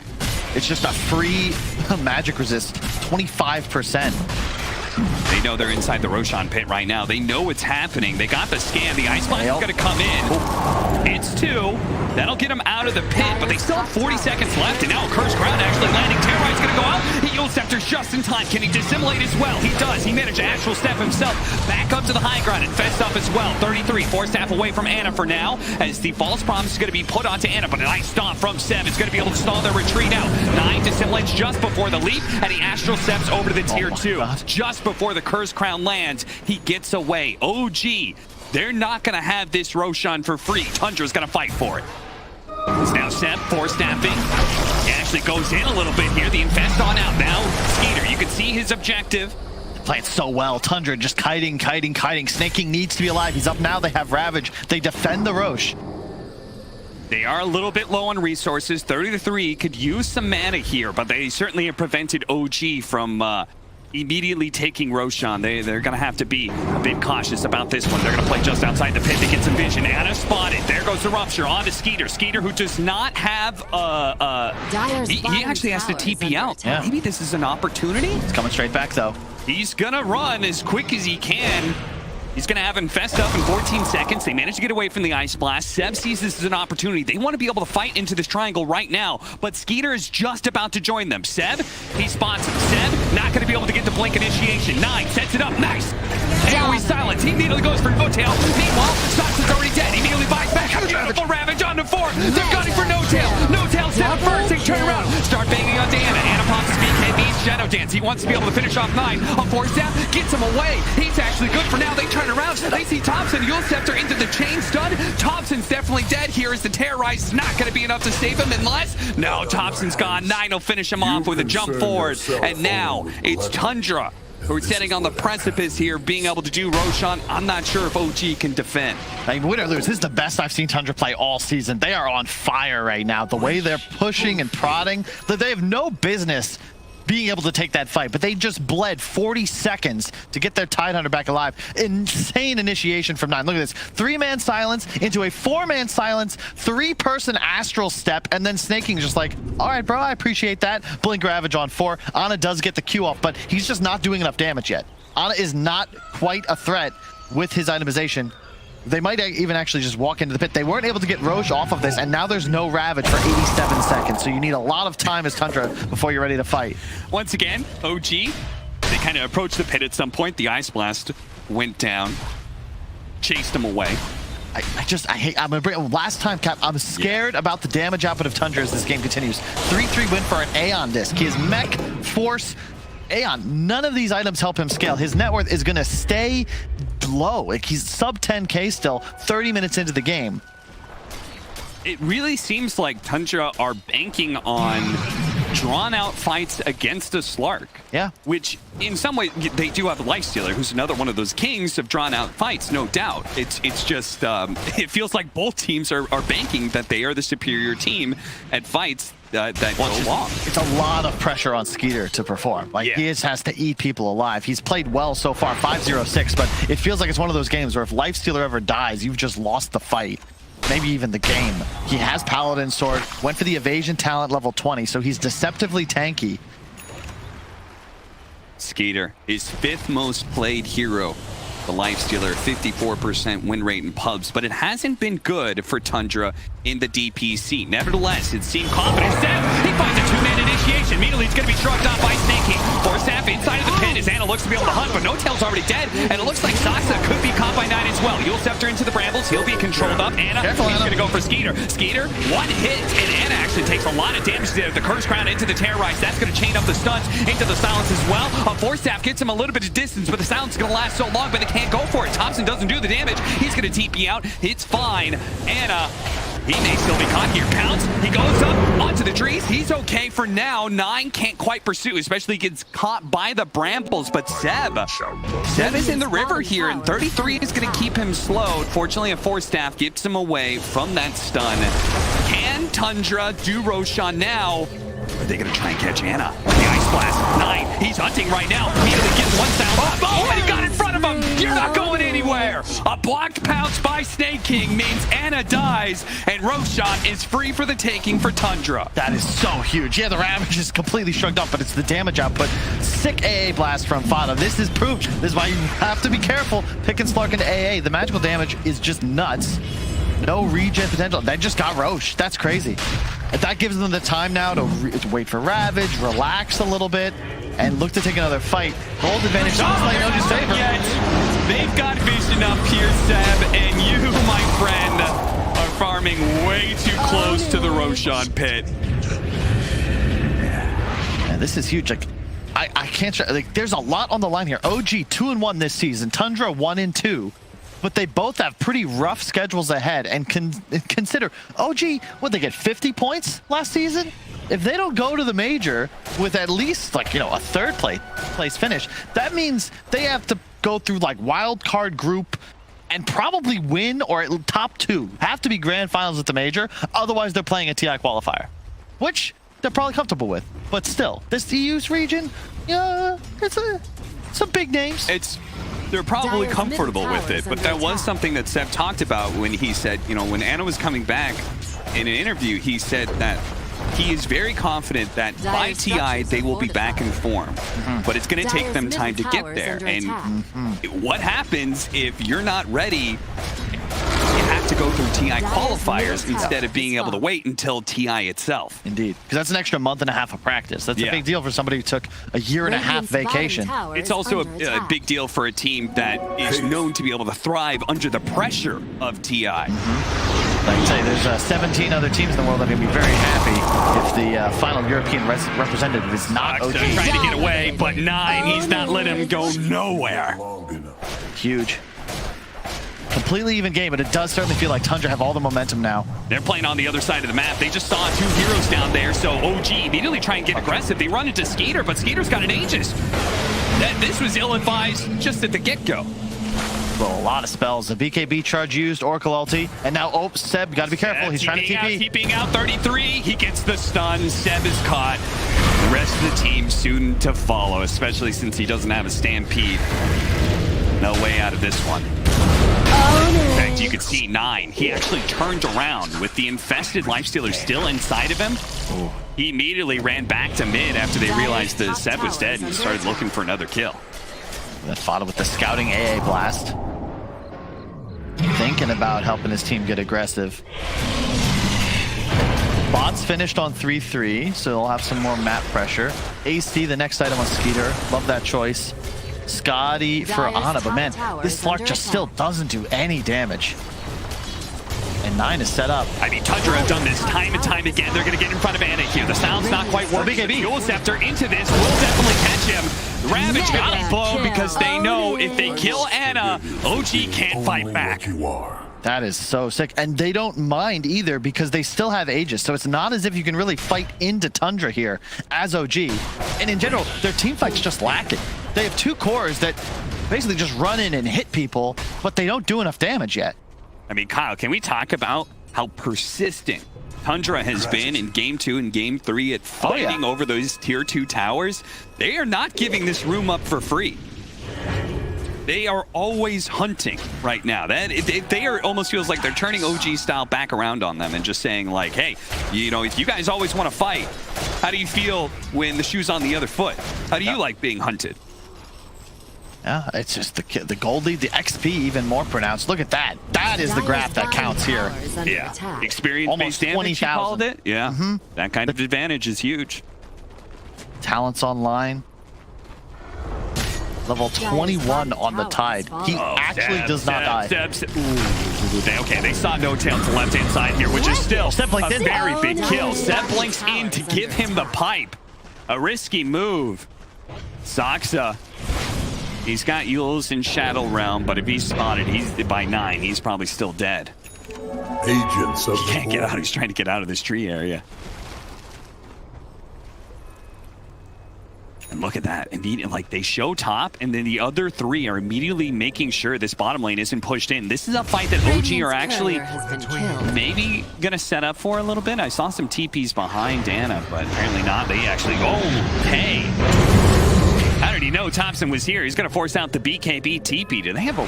No, he killed the courier. He killed the courier, and they knew that he was in the vicinity. So he just went hunting. Okay, he's like, kill my courier. Punish you for that.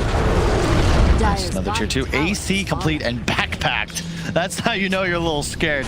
But Lifestealer has more than enough slots. Sox is done for. Yeah. Stark Willow just not having a great time in this game. Wasn't great for No Tail last game. It's not great for Soxa this one. Yeah, okay, Age is gone though, so suddenly OG, you have a bit of breathing room. And look, 3-3's played a hell of a game, but his net worth is still not quite at a point where he's a real threat to a hero like Slark. The trouble is that 9 and Skeeter just smell blood. They are all over the place. And forced to BKB. Shadow Dance, Anna. No TP just yet. Oh. He's going to TP right now, but they're spotted. Any stuns? They don't have anything. So that was spooky. Yeah. If only he could have gotten that bash, but not the case here. And again, TPing to the other side of the map almost immediately. There is vision from OG, so they see this. They're going to see the bots in on the last track as well. Now, I'm waiting for OG to try and punish this because Tundra, as a result, are playing very split. It's always 2 and 3 kind of setup. But I don't think 3 is enough to punish. I don't think they could take a 3-on-3. I don't either. Especially if Skeeter's the one there, you know? Oh, geez, they seem to agree, but somehow Seb! Oh, no. He pings that high ground because he's like, they have vision up on the trees somehow, but no. They saw the Stormcrafter proc too that Lesh is carrying. What is OG's just getting caught everywhere? Like, guys, you can't push lanes by yourself. Sox is certainly making sure of that. Oh, the robes aura? Yeah, but they saw him. Robe? The aura? Interesting. Scotty now for the Slark, but that is not a big damage switch up. No. That isn't all of a sudden going to threaten Skeeter. No, it's end of the day, OG need long fights. They need Ana smacking somebody for 20 seconds, backing off, resetting, and doing it again. But they're not getting that opportunity. Buyback forced. But yeah, Tundra's just, okay, cool. We'll run away now. Yeah. Roshan is up in 47 seconds to 3 minutes and a half. They still have a Bishop Blade they can build up for the Slark. Wait for that third Roshan. They're going to have E-Blade soon on their Tidehunter. I mean, they have so many tools to escape damage, and OG legit don't have stuns other than a Blink Centaur, and that just isn't reliable against multiple Yules, multiple BKBs. Gets bashed, false promise. Anna looks to be able to chase after him with the Scotty, slows down Skeeter a little bit, but it's not quite feeling that great. Especially Snaking now represents the threat to grab a mid-stampede. The Ravage going down, but he just managed to get off the Shadow Dance. Is he still stuck? He pounces over the other side, but there's 9, and there's 33. They hit him with the stun ever so barely. He's saved by the Fate's Edict, but here comes the Ice Blast. He has to move over to the right-hand side, not be hit by the Rift, and Thompson does manage to get the kill onto 9, but a 2-for-1 trade so far. 33 is Antis going to be able to bail him out here, purged away. Anna and Seb trying to make their escape here. Anna building up a little bit of stats here. Kind of fight you want if you're OG. If you can get your spells back up. No Tail has ulti ready in 10 seconds. BKB in 30 for Ana. But yeah, to your point, like, it's the lack of damage items on the Slark. Basher's next, but still, like, these items are meant to help him stick in the fights. He's not really a threat until you get to those 20, 30 agility stacks. You just can't trade with Skeeter. He's being chunked so hard.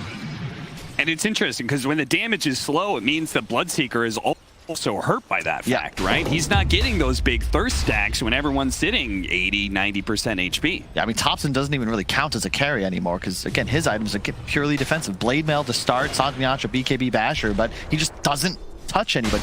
Skeeter has the evasion talent, so that's 16% of these hits that aren't even landing. He's got AC aura.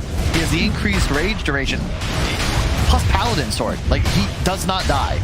It's the second round that'll get them the win, but that won't even be enough. He's just going to be picked up. Who's going to grab the shard? Leshrac. Yeah, I love that. Leshrac. It's so effective against a hero like Slark. You know, if he catches, maybe he'll miss the first stun, he'll cue it off, but it's a pretty damn big AoE that'll just constantly get larger and larger as it and in a way, Tundra want to play in a ball. Yeah. They want to play kind of in the same area, around each other. Ice Blast headed up to top lane. So many of these Ice Blasts have been used to either scout or push in waves, so Tundra can remain hunting. They don't have to worry about the side lane so much. Spell Prism into a Scythe of Ice for Seb. So a lot of big add in disables there. It's necessary, right? They realize, like, we don't actually have lockdown to kill these heroes. Lifestealer and Void just have way too many escapes. We're gonna back into a smoke. Make sure they're out of vision of these wards. Smoke is gonna break most likely on Seb here. They're gonna jump forward, immediately trying to go for Seb. Skeeter certainly outputs a lot of damage onto Seb. Now he is able to get the Stampede and away. Anna managed to get the Rupture onto 9. They might just be able to kill him again here. They start off last team fight. 4 staffs are gonna try to get him out of here, but the Rupture is also sealed to damage, and Anna's looking good. He's got a false promise. He's gonna back up and reset a little bit with the buyback coming out from 9. They say the damage is done. If we can get everybody else out, we're looking pretty good. No Tail looks like he's kind of stuck though. 33 running forward very aggressively here, and Anna, he'll turn around, try and punish. Immediately the E-Blade goes out onto hit though. Sox are turning around with the Terrorize. He's gonna be okay as he scares back both Snake King and Skeeter. Oh, whoa, look at Thompson 9. Thompson 9? What was Thompson doing here? It looks like maybe he was chasing 33, but 9 on the buyback is able to catch Thompson through this, dissimulate the nuke will finish. Anna it's away just in the nick of time. Bouncing back in, Seb, he sees the 2-man stomp. Managed to land that one with the magic damage flowing in. They're going to go for Snake King first. Snake King would already use Ravage. Not that much of a threat, but they got to deal with Skeeter. Bash once. Got to get him out of here. He doesn't have enough mana to be able to blow anything. He's going to be losing his first life for this. If they can actually catch him, they just need another bash. All right, first life down. Can they catch him a second time into the back line? Almost immediately. He's going to be gunning for no tail, but he has to be able to jump. Immediately, Scythe the Feist up. Down to half health. He's low. King Feather, can he actually get away? But he actually gets the offense. Inside snaking ever so barely. Now, it's going to be 33. Ice Blast on to 3. Really well set up. Well, 9. He's beating into no tail, trying to finish him off, forcing the false promise on himself. So it's not there to be able to save the Bloodseeker right now, who's going to be chased down. He's finished off by the Ancient Apparition. Anna right in the middle of 4. He's going to turn around, but Aeon Disc, they're also hasty. He's not doing the damage fast enough. He needs to be able to jump down to the red, but Snake's there. Gets in front of him, denies him an exit. Now Seb, he's going to fall as well. No buybacks on the side of OG, and Tundra clearing through hero after hero. Seek and destroy is their mission. They're going to hunt down every single one of OG's members. And it's looking like, Kyle, game 3. It may not be Tundra's immediately, but they're looking damn good to finish this series up. That was absolutely insane. Skeeter just that perfect infest when by the time 3-3 dies, he's full HP again and can look to trade. Ana had 50 stacks and it still wasn't enough. The fight was as long as you could possibly hope for OG. But as you said, great pounce block by Snake King. He has been on point. That buyback was once again crucial. Dire's middle tower is I mean, under the support's back. What are you guys going to do? They're going for the throw. Yeah, go for the W here. Yeah, go for the W. Immediately, Soxa tries to show himself to kill a creep wave. He's no buyback. Tundra say, no. We know exactly what you need to do to stall this game out. You need backdoor protection to go back up. No way in hell we're going to allow that. Skeeter, meanwhile, focusing on the objectives for them as the building hitter. A tier 4 left, but that's it. No Tail calls it. OG. They will drop down here in this game 3. Tundra, a huge victory for them. They are now 2-2 in their second season here at the DPC. And some smiles coming out, well deserved. That is huge from Tundra. That is the team I expect.